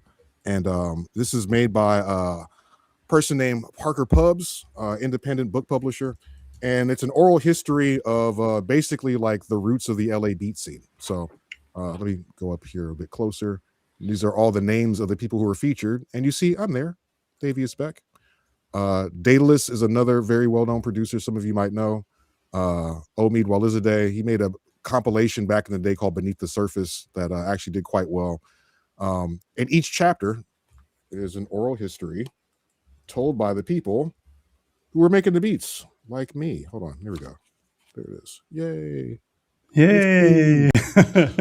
So if you're curious a little bit more about my background, some of the background of some of these LA beat makers, this is also, this precedes a time in LA music. There was a club called Low End Theory, which was really, really popular. It was huge. And I got to play there a bunch, and a lot of famous people played there before they blew up. That was a big, big landmark time in the LA music scene. And that's when a lot of beat makers were really like the focal point of the music scene there. Right before that, this basically covers the time leading up to that, right? Okay. So I was someone who was a big part of the Low End Theory scene. Daedalus is another person who played there a lot. There's an artist named Flying Lotus who's pretty well known. He signed to Warp. He's a product of that same scene as well. So anyway, I'm happy about this. This is available, and you can find it online. And again, if you look on my, if you go to my Instagram page, the link is on my bio as well. So if you're curious, nice. Check it out. They are all the secrets you want to know. Exactly. Everything. My blood type. Yeah. Oh. Could be important in some of different clubs. It could be important to know your blood type. Yes. There we go. Thank you so much. And there it is. And yeah, I'm really happy about it. You know, it's cool when people appreciate what you've done and are willing to, like, you know, share your story without you begging them to do so. So I'm grateful to be included, you know. Yeah, and just found it. It's on Lulu, and it's the hardcover or paperback for 20 euros. So I need to put that on my Christmas list. Yeah. I got to get myself a hardcover copy. So. Perfect. Yeah, I really love reading in the last time history about music. That's really interesting. So if there are people in the chat who want to ask questions, now's your chance. We have the expert here. So keep it coming. Oh, I see someone just shouted out Ras G. Yes, rest in peace, Ras G. He was a huge part of that scene, and very good friend. Very good friend. So rest in peace to him. There's a huge mural of Ras G, actually, right outside of in LA. There's Lamert Park, which is a historically Black, culturally rich area in LA. And in Lamert Park, there's a place called Chaos Network. And there was a thing, it still goes on. It's Project Blow that happens. Collection of rappers, beat makers, very like a competitive sort of atmosphere, right? Anyway, where Project Blow happens at Chaos Network, when Ras G died, another fellow beat maker made some really, really good, compelling stuff. A lot of people were into Ras G's music. He passed away suddenly, kind of out of the blue. And it was a big blow to the community. So they have a huge mural of Ras G right outside of the Chaos Network. Last time I was in LA, I got to see it. And it was nice to see, you know, the community bigging up one of their own. So. Yeah. So comments. Go ahead. Puba Records. Yeah, I was just by Puba Records not that long ago because I was in Pasadena for my daughter's graduation, and yeah, I was right down the street from Puba Records. Yeah, man, it's crazy. The thing with LA, you know, the whole scene of beat makers and producers, it's, you know, it's competitive, but it's closely knit, and like depending on your relationship or history with some of these folks, like, you know, a lot of this is kind of like, I don't know, it's like family. There's, you know, they're all like brothers in a certain sense. So Ras G was one of those dudes that I knew from like way back when I was very, very young. Didn't know him closely, but we all had like, you know, friends of friends. He's always a cool dude, super humble, just made good stuff. He wasn't like in competition with folks. So I don't know. When you find people like that in the industry, it's like, it's just you got to make a mental note because not everybody's like that, right? So he was definitely a good dude. Definitely a good dude. Yeah. Talking about that, since I have no idea about LE, how is the music scene there nowadays? Is there live music? What's going on? In LA or New York or just in LA? Oh, you're more in New York now, so. Yeah, I mean, in LA, I mean, because I'm not there every day, but like from what I've heard and what I've seen, from my perspective, the part of the scene that I was in, where it was more about the beat makers, the electronic music scene, people doing like live instrumental shows, that has changed quite a bit because the main outlets for that are not what they were. Like I said, the Low End Theory was a club. It wasn't a big club, but it became incredibly popular, to the point where Tom York came down there to do a guest DJ set because he was working with Flying Lotus, and Erykah Badu came there to do a DJ set. And Tyler, the Creator, when his whole crew first got signed, it was because they did a showcase at Low End Theory and they were all still in school. They had to like do the show at like 10 because they had school the next day, So so saying all this to say, like, that club is no longer. That went on for like 15 years. It was a huge institution. It shut down. There was nothing to really replace that, right? So there's still tons of live music, but there's not that scene is not what it was, right? But LA is LA, so there's always great music stuff going on. But that particular beat scene renaissance is no longer, Okay. And in New York, there's tons of live music as well. New York is a lot more concentrated because it's just smaller with way more people. It's not so spread out. But because of that, like, I think, what's the best way to put it? I feel like LA, it was more clear, like, if you're part of a certain scene or into a certain sound, you know where to go, right? Like, only certain venues are doing this kind of stuff. And if you're into that thing, you're going to go to these certain venues. Where in New York, it's like there's stuff happening everywhere all the time, right? So just trying to like be on top of what's happening requires more effort. But it's active. I mean, the scene in New York, it's super active. There's tons of stuff happening all the time. It's just not as concentrated, So it might be harder to stand out, I think, in New York versus LA, just because things aren't concentrated like that, So. But it's great to hear that still something happening, and not everybody's only watching their phones and stuff. So it's thankfully, yeah. Yeah, I think we're coming close to the end. We didn't talk so much about Bitwig. I mean, we talked a little bit about Bitwig, but all the 6.1 we talked about the sampler, and that is a big device, and we talked about the certification program and all that stuff. But so what have the Romans ever done for us? You mean? yeah, exactly.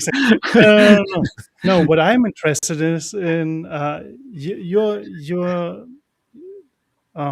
part of this journey since Bitwig. Which version do you remember? Before Bitwig 1. Like maybe the very first second beta. It was really early on, yeah. So do you have some milestones you remember? I mean, there's a lot of milestones in Bitwig every time they release a new version, but do you have some particular milestones where you say that was really big deal that time, and of which version where you said like, or was it an ongoing like thing? Well, it's funny because the very first thing that was attracted to me about Bitwig was related to my biggest frustration with Ableton Live was the fact that I couldn't edit audio inside of a clip. And that was my biggest gripe. Like, why can't I go into the clip and just create silence? Or why can't I just cut out this one beat and rearrange this, right? So the very first version of Bitwig, I could go into an audio clip and I could edit the audio inside of a clip. That blew my mind because I was only using Ableton, right? So from there, it gave me a different way to think about how I could mangle and rearrange audio. Like, I know I could take audio and bring it into the arrangement view and then cut it up there and consolidate it, but it's like that's so many extra steps that I didn't want to do it, So that was the first one.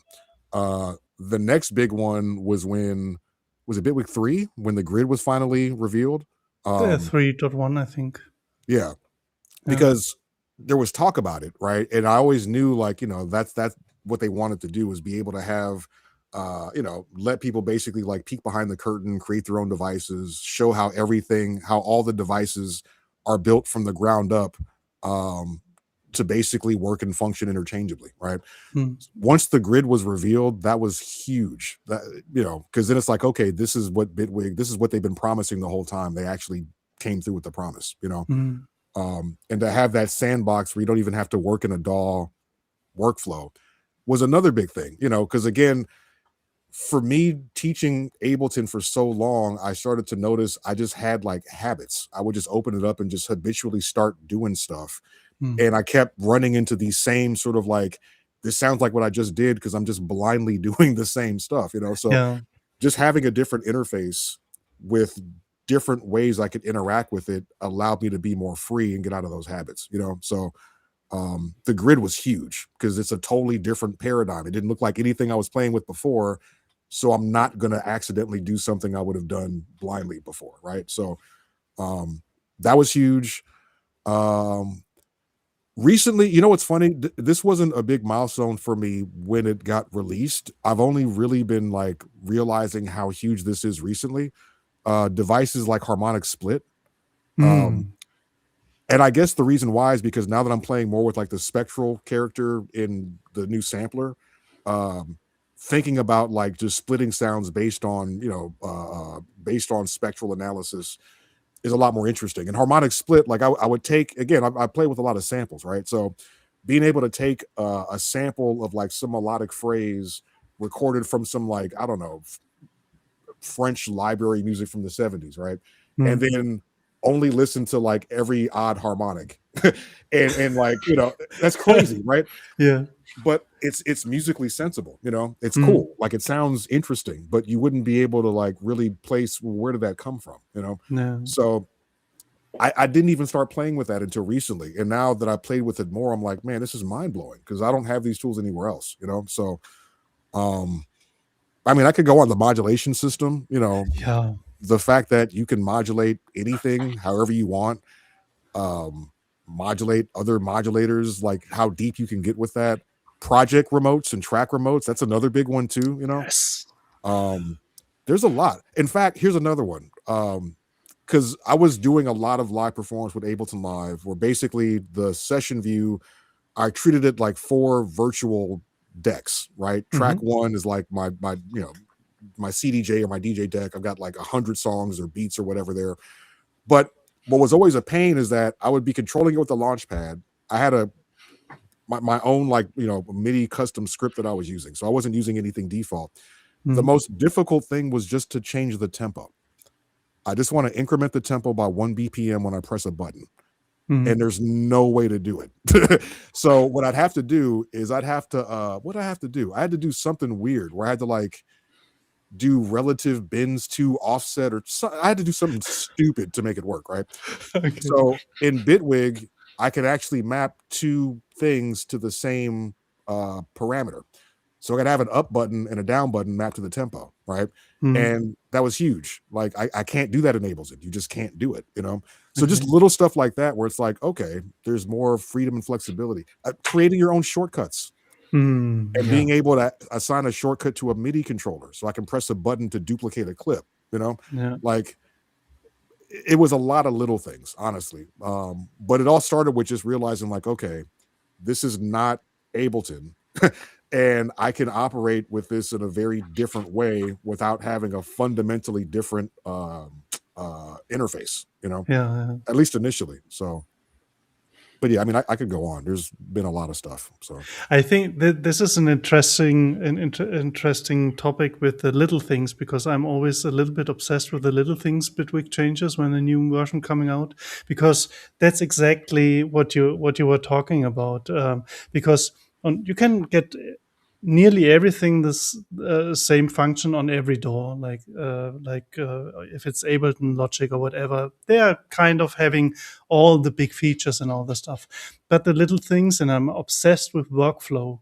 If if you have to press a mouse or a key 10 times or 1 time makes a big difference when you're working on it. So and having those effects, like, you can create your own shortcuts. You have these things that you can map it everywhere and all this stuff. This is the little things when you get deep into a DAW. This makes, for me personally, a very big difference. And I don't mind if at the next version there has to be so many new devices or something. I don't mind that, because currently with Bitwig, I don't know since which version, you can do everything if you want to, and with the grid anyways, Yeah. So I really love, and I really have a lot of fun every time. That's why I always read the changelog. And I'm always like partying, so yeah, they did it.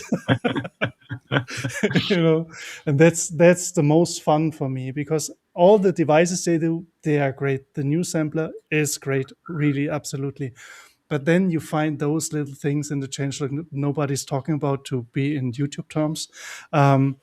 These are really the great stuff, and I really like it. They put often enough the focus on these details, because that makes, for me, the big difference to other DAWs. I don't have to fight with the DAW. The DAW supports my workflow. Absolutely. And one cool thing too, since we're talking about, Bitwig and the new sampler with 6.1, one thing that I haven't seen it shown yet, is the slice parameter zones. So for example, if I slice, let's say like a drum break, right? One thing that always bugged me is if I slice a drum break inside of a sampler, whether it's an Ableton or whatever, you can't process the slices individually, right? Because they're all coming from the same instrument. So what's cool now is in 6.1, you have like the 3 different sample zones that you can slice zones. I forget the exact name, but it's the P's. The P's, yeah. P's, right. Yeah. So what I've been able to do, my first like practical application was I sliced a drum break, and maybe Odo show that. So it's already there. You just have to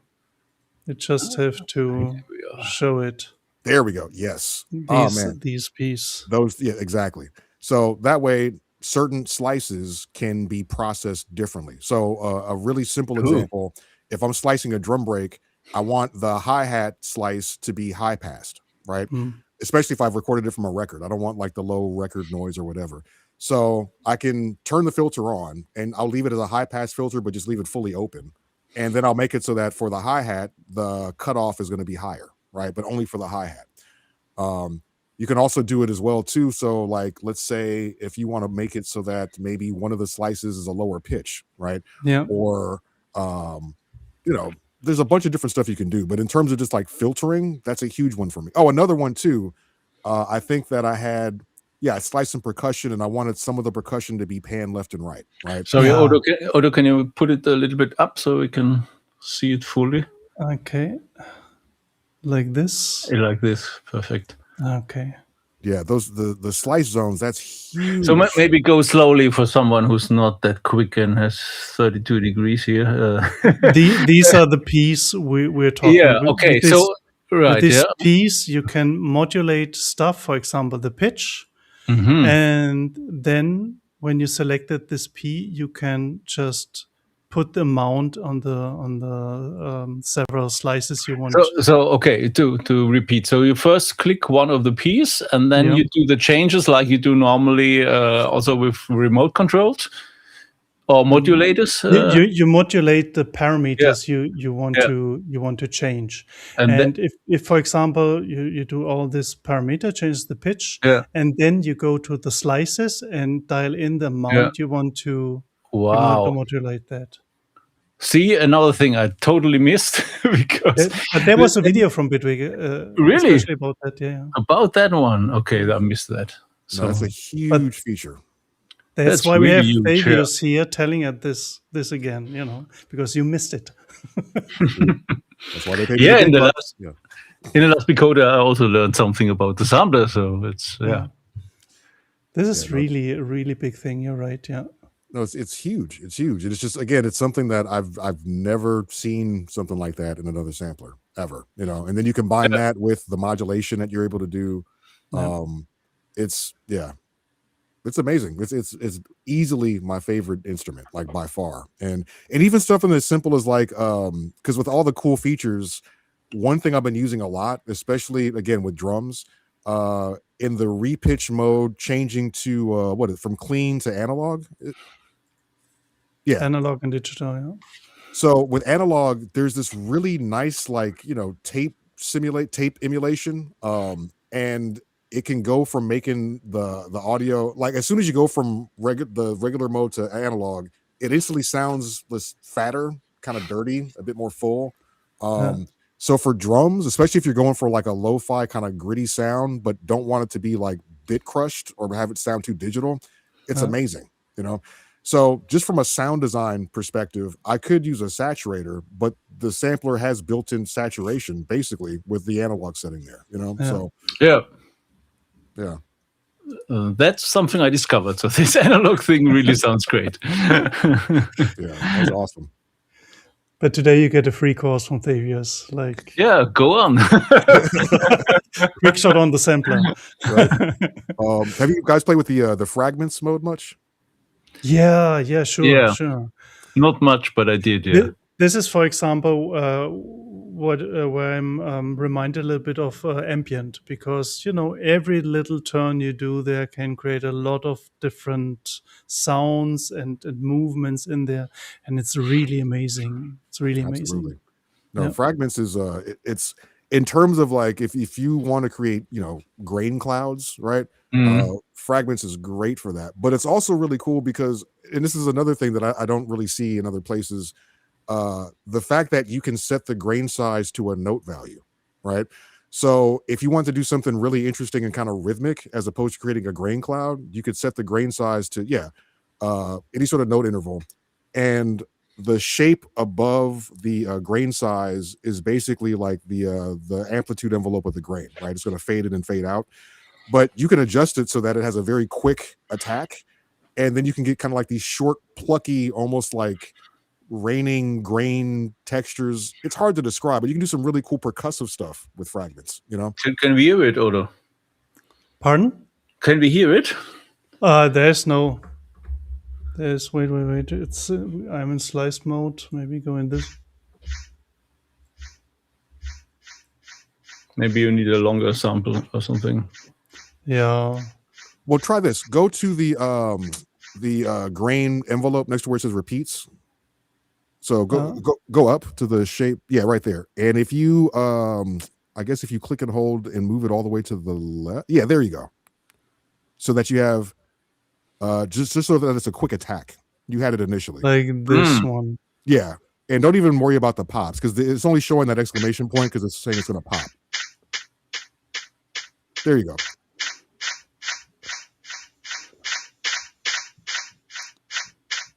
And then if you were to change the grain size, let's say to try 16th notes.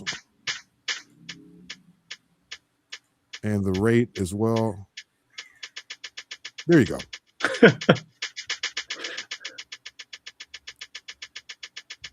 Let's see if I can get another. Yeah, something more tonal, maybe. Yeah. Because then when you play with that, and then along with the speed, depending on like what the source material is, you can get some pretty interesting results, you know. Wait, I changed the speed here. I can't hear it properly. I don't think this is. Yeah, no, maybe you get search for loop something, bass loop or something, or strings. Or...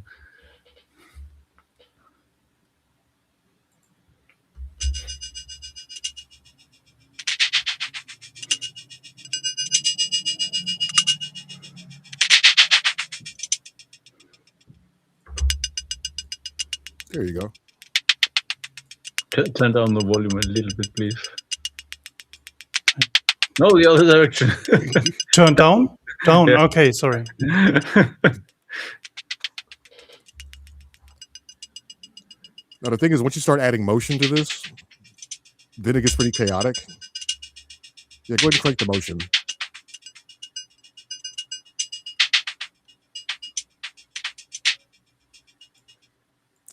And then, yeah, depending on the speed, you can also freeze to play it if you wanted to, and then just modulate the play position.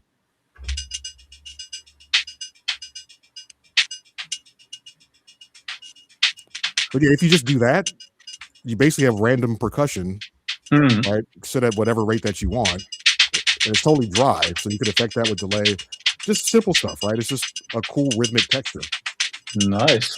And you typically wouldn't use Fragments for something like that, but it's another way to do it. So.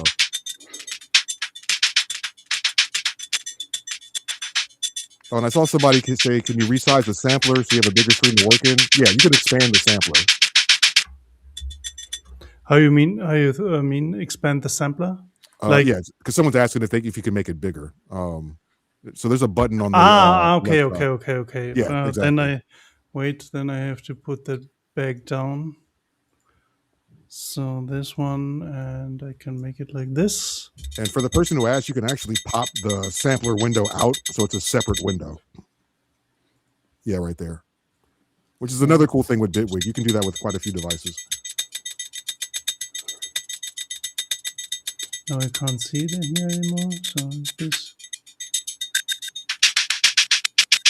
Yep.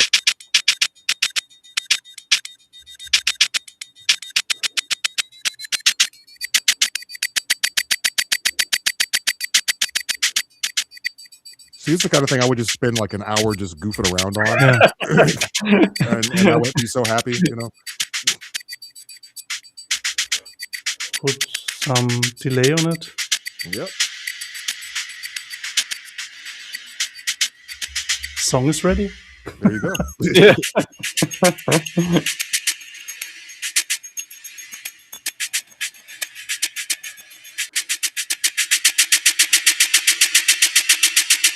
Whoa.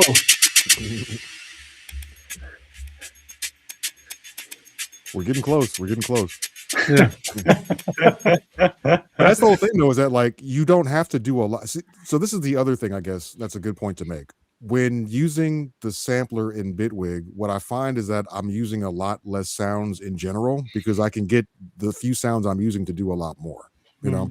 So then it's more about like, okay, you know, you mentioned earlier, we're talking about like ambient music and, you know, not necessarily thinking that it's passive because there's so much like motion and movement that happens. It's a matter of like you kind of tuning into that, right? So if you can have one or two sounds that can go various places, that's really interesting. If there's like room to hear where they're going, you know, if they're not buried amongst a bunch of different stuff. So that's what's been fun, is just, you know, let me just see where I can take these sounds and have fun in the process, you know.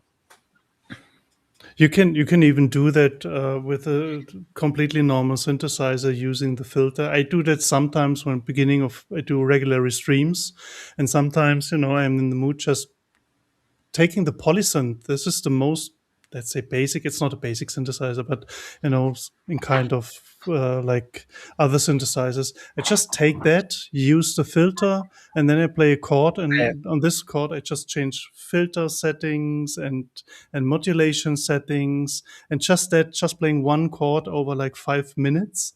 And this is really, for me, it's amazing. I don't know how the people like it when they hear it, but I really love that because it's moving like really like waves and wavering around everywhere. And this is great. Putting a little bit reverb on it, put a little bit delay on it, and you're ready for hours, you know. Absolutely. Yeah, a little reverb and delay goes a long way, but just a little bit of movement, you know. Even, you know, you mentioned polysynth, and like I'll give you one even more simple than that, right? The organ instrument in Bitwig, right?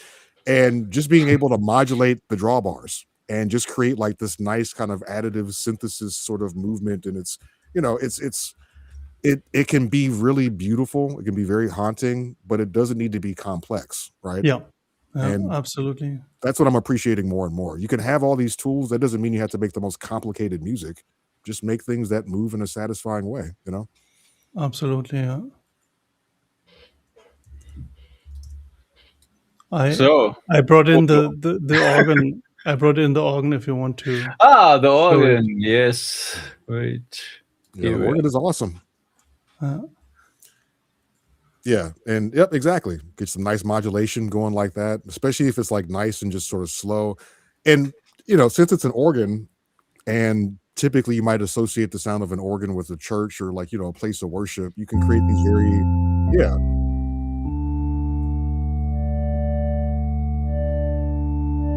And ultimately you're modulating harmonics, really, right? So like, I don't know. The organ is really satisfying. And again, a little bit of reverb and delay, start with something simple, suddenly becomes this bigger haunting sort of texture. Yeah. Add some big reverb, maybe.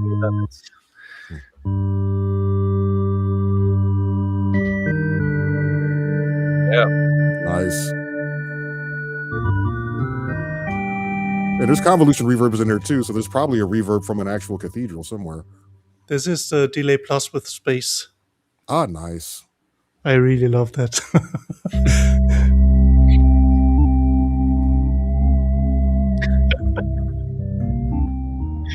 Nice.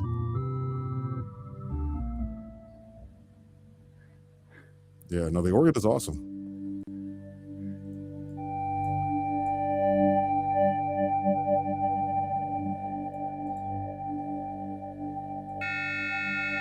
Nice.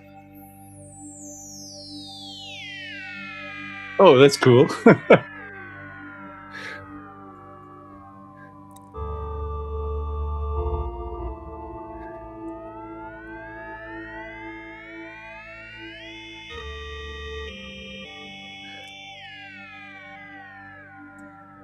That's what you were talking of, ambient music. Yeah, we have the next track ready. Exactly. Yeah, we got to get the band back together, see? Yeah. The origin bed. Yeah. But that's another example too, though. Just something that's just cool about Bitwig. The LFOs can go into audio rate modulation easily. Yeah. So, yeah, it's a sound designer's sandbox. Let's modulate everything. Let's do it. Just because you can, doesn't mean you should. No, I'm sorry. No, that was actually beautiful. I like it. Yes.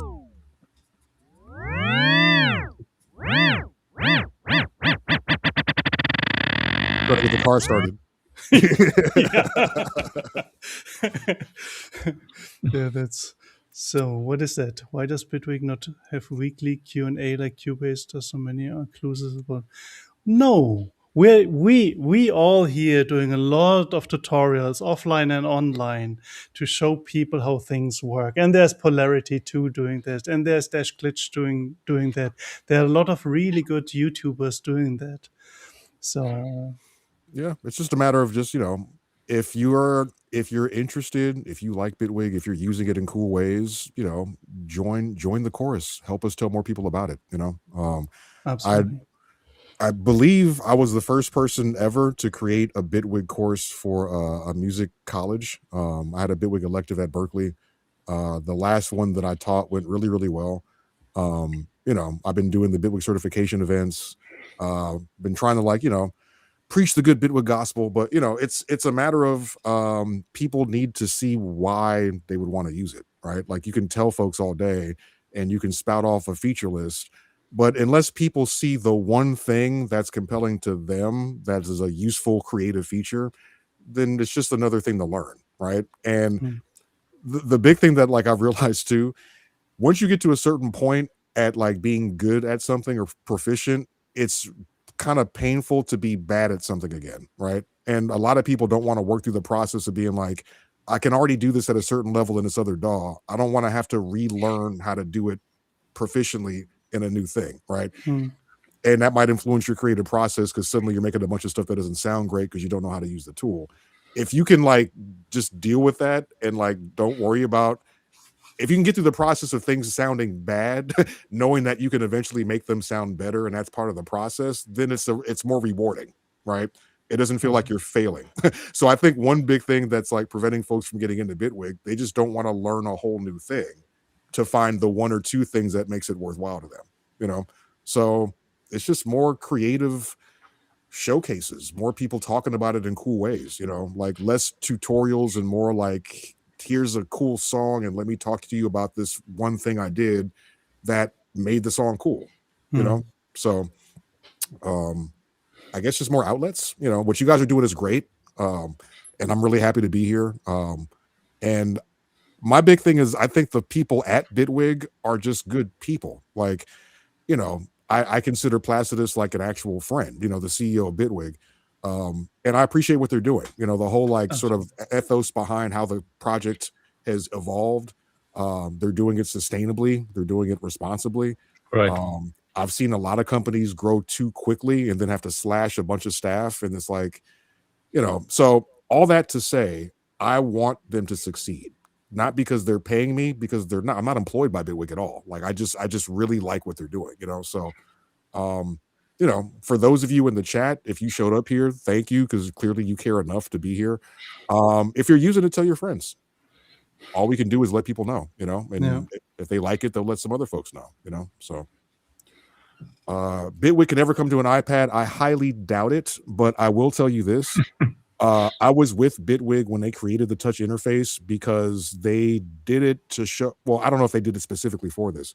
When Microsoft first put out the Surface Book laptop, the very first Surface Book, Bitwig had partnered with Microsoft so that they would have a DAW to show off the touch screen, right? So Bitwig created the touch interface that we all know and love today. And I was there to show it off at Microsoft's unveiling of the Surface Book. I actually still have the Surface Book that they gave me. I had to replace my work laptop, but that's a different story.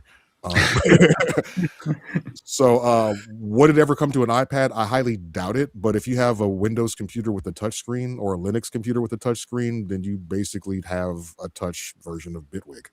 So and there are the rumors that Mac finally will get it to touch. Oh man, it's funny because Macs are great for audio, visual, multimedia stuff, but I'm not a fan of how Apple operates at all. But it's things work out of the box, right? But I actually have my MacBook was my work computer. I have a Mac Mini as my main computer at home. But I have a Surface Go that I put Linux on. I put Casio S on there. Yes. To salvage it. It works really, really well. And it's funny because it's a very old, low-powered computer, but with Casio S, Bitwig runs really well, And the Surface Go is essentially kind of like an iPad, It's small. It's got a touch screen. Got a nice little kickstand. So I can use Bitwig on there as if I'm using an iPad, but I've got a full DAW, So all that's my long answer to say I don't think Bitwig's ever going to come to an iPad, just because I don't think Bitwig is interested in making like a splintered. I don't think they have enough staff to devote to having multiple things to allocate resources to, right? Like the Bitwig 8-track version, the full version, it's all the same program, right? So they're not like dividing resources. I don't know that would even make sense for them to have a separate app that then you now have to allocate coding resources to this versus that, So, but I don't know. I don't have inside information. So yeah, it would have been to be a completely new development, and I don't think that they have, as you said, the resources to do such a thing. And I think more important would be because the upcoming ARM architecture on the PCs for Windows and Linux is maybe another thing. I don't know how much work you have to put in there. If it's just a compiler switch, I don't think so. So because you normally always have to get into a technology. So I don't think either that iPad is really an option. It's maybe a nice tool for a lot of instruments and stuff. But I'm old-fashioned. I'm on Linux, I use computers. I don't even have an iPad or pad or whatever. So, yeah. I think it's more reasonable that they come with more hardware. Yeah, I would see that definitely before, a separate app or something. And like I said, it's already touch enabled, and if you're not like a Mac exclusive person, then you can use it with the touch screen now. It just is not an iPad, so absolutely. Or if you have a Mac and an iPad, you can just move the window to the iPad and then use it with the touch of the iPad. True. Right. True. So it's already on the iPad. Yeah. There you go. All right. We'll see. Fixed. Fixed. Check. Yeah, maybe. So We even did mention Linux now twice. Yeah, that's good. And I had the pleasure to talk to Alexandre Piquet, who is kind of the Linux and the clap guy. And this was 2 years ago, I think, with you. Yeah, he was not there this year. Yeah, exactly. And the Linux implementation is really great. That was one reason I was so happy that I could ditch Ableton away, because Ableton was the last reason I had a Windows computer in my house. And since then, since Bitwig, I don't need to fight with Windows in my personal life again. That's a big plus. Yeah. I'm not a huge fan of Windows either, but they're necessary. I won't say necessary evils, because that's like, that's a bit too far. But yeah, Linux is great. Linux can be kind of a pain, for certain things that you may need. But like, I don't know, if you're savvy enough and you're willing to jump through some hurdles, Linux can be great, especially on older hardware, So, but yeah, I use a little bit of everything because I kind of have to. And it's not like I have like huge moral issues with. Well, I guess maybe, but that's for another time. We don't want to talk about that. No. We're having fun here. Everything's good.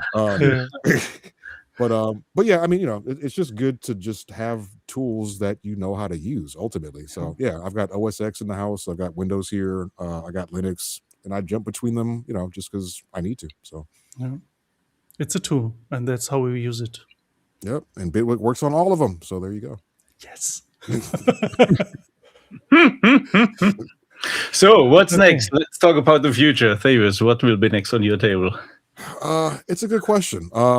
I have been itching to release some more creative projects. So we talked a little bit about like this ambient thing I'm slowly working on. There's 2 other projects that I'm slowly working on that I hope to release relatively soon-ish, by the end of the year, I would think. And those will probably just be like through Bandcamp. It's not going to be through some big label or anything. More than likely, I won't have it on Spotify either, because that's a whole nother thing that I don't have, I have my own personal issues with. So, but I think that's really the thing now is finding ways to best express myself while maintaining integrity and not feeling like I have to. Yeah, I'm trying to find the best way to say this diplomatically. Normally, I have like kind of a potty mouth, so I'm not trying to be like, speaking too freely.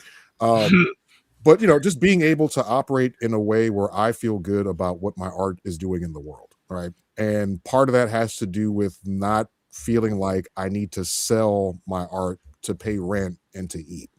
So finding the best sort of like, not compromise, but complement there, So I'm not entirely sure. I mean, I enjoy teaching. I clearly have some sort of, people tell me I'm good at it. So teaching would be good. I don't think I ever really want to teach at a proper college again. But like if the right situation pops up, that could be great. But I think the big thing is I just want to be an artist again. I kind of haven't really, I've sort of put that on the back burner because of, family and teaching and whatever else. And I don't know. I kind of just want to feel like a creative person again. So focusing on that while I still have a few more checks coming, and then I'll have to pay rent eventually, and then we'll see what's up then. So yeah, it's always sounds like a plan. Yeah, it sounds like something. Yeah. And Odo, what's next for you? I still working on some releases, and I hope I get it ready this year. I'm working music or tutorials or what? Music tutorials anyway. But because I have a big load of music I never released, and I'm working slowly on making it ready and trying to put it in kind of not an album, but on a kind of I don't know how like 10 or 15 things together like an album. And I really want to release it for a long time, and I needed some time to because it's my babies, and there's a lot of feelings with it, and it's always like this scary moment when you say, okay, maybe what kind of music will it be?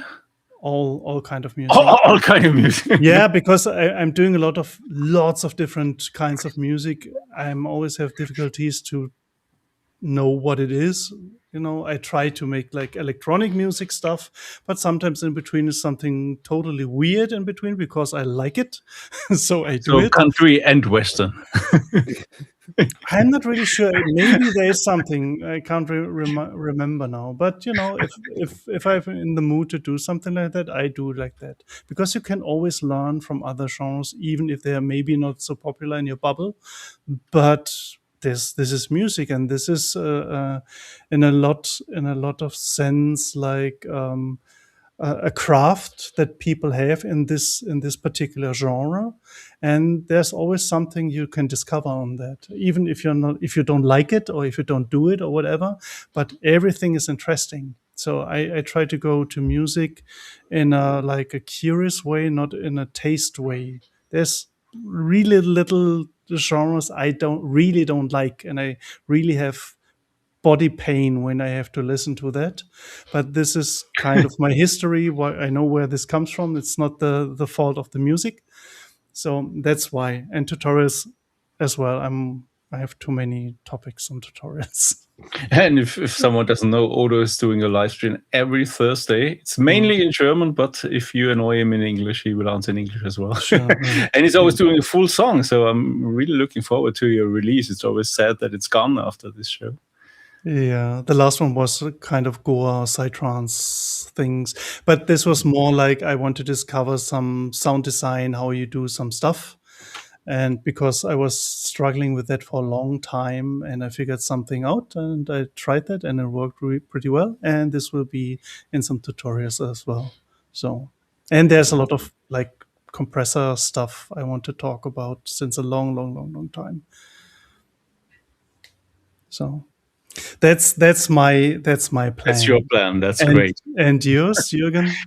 I have soon, in 2 weeks, I have 3 weeks of summer break, so I will definitely make lots of music there.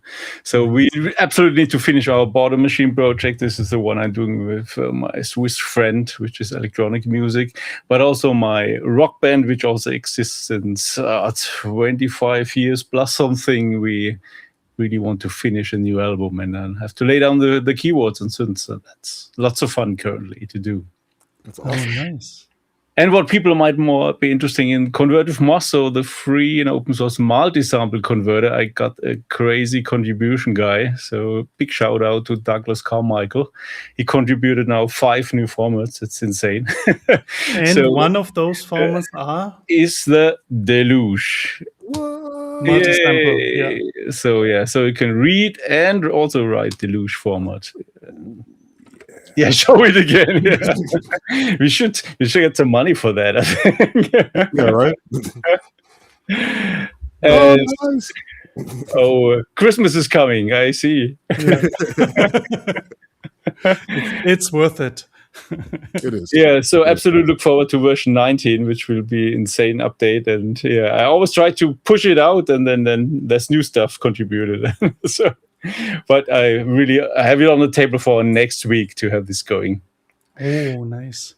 Can we get EMU? EMU is also on my list, but that's a lot of re-engineering work first. I think it's not really documented, but you can help him with re-engineering. Re-engineering is always good to have some people to do that. It's not really fun. And maybe you can give an outlook for the next show a little bit, a teaser. Right. How can I forget that? Good hint. So next show, we try to be more organized. That's our first thing to do. And so we really organize the shows till the end of the year. We're not really regularly. But the next show is already set for the 13th of September, and we will be joined by Jeff Kirkwood. And I met Jeff at Superbooth as well, and he's an absolute tinkerer and script writer as well. So we will be more on the nerdy side in that show, and he's he showed me already some stuff at Super Booths here, so he has some great idea for scripting. It's not your usual I control something. It's really cool stuff, also with AI integration and thing, but he will show us himself in the next show. And then close to the end of the year, in November the 15th, we have Nicola Grigatti. You might have met him at Super Booth as well, so he's doing a bit of work also for Bitwig sometimes, but he's mainly also an artist and is touring currently, and he will tell us all about his music and his touring with Bitwig. So he's using Bitwig exclusively for his live gigs in the November show. So I'm really curious about that one. And take note of the dates. We hopefully did as well. I did. And try to be there as well, yeah. So if you have any last questions, ask them now or in the next show. Or in the comments. Or in the comments, sure. If you have any further questions or comments, write them down in the comments. And Thavius, thanks so much for being there. It was really a pleasure talking to you and get insights from someone really working in the music industry as well. No, thank you for having me. This has been great. I really appreciate it. Really nice. And when you have questions to Thavius or want to know which event will start or when he's releasing, follow him on Instagram as well. So you will be the first one who know. There you go. Yeah. And hopefully, like I said, we'll have a certification event before the end of the year, probably in October. So if you're curious, just keep your eyes and ears open. Yeah. So perfect. Thank you very much. Awesome. This has been great. Thanks, everybody. Really appreciate you guys. See you next time. Bye. Bye-bye. See you.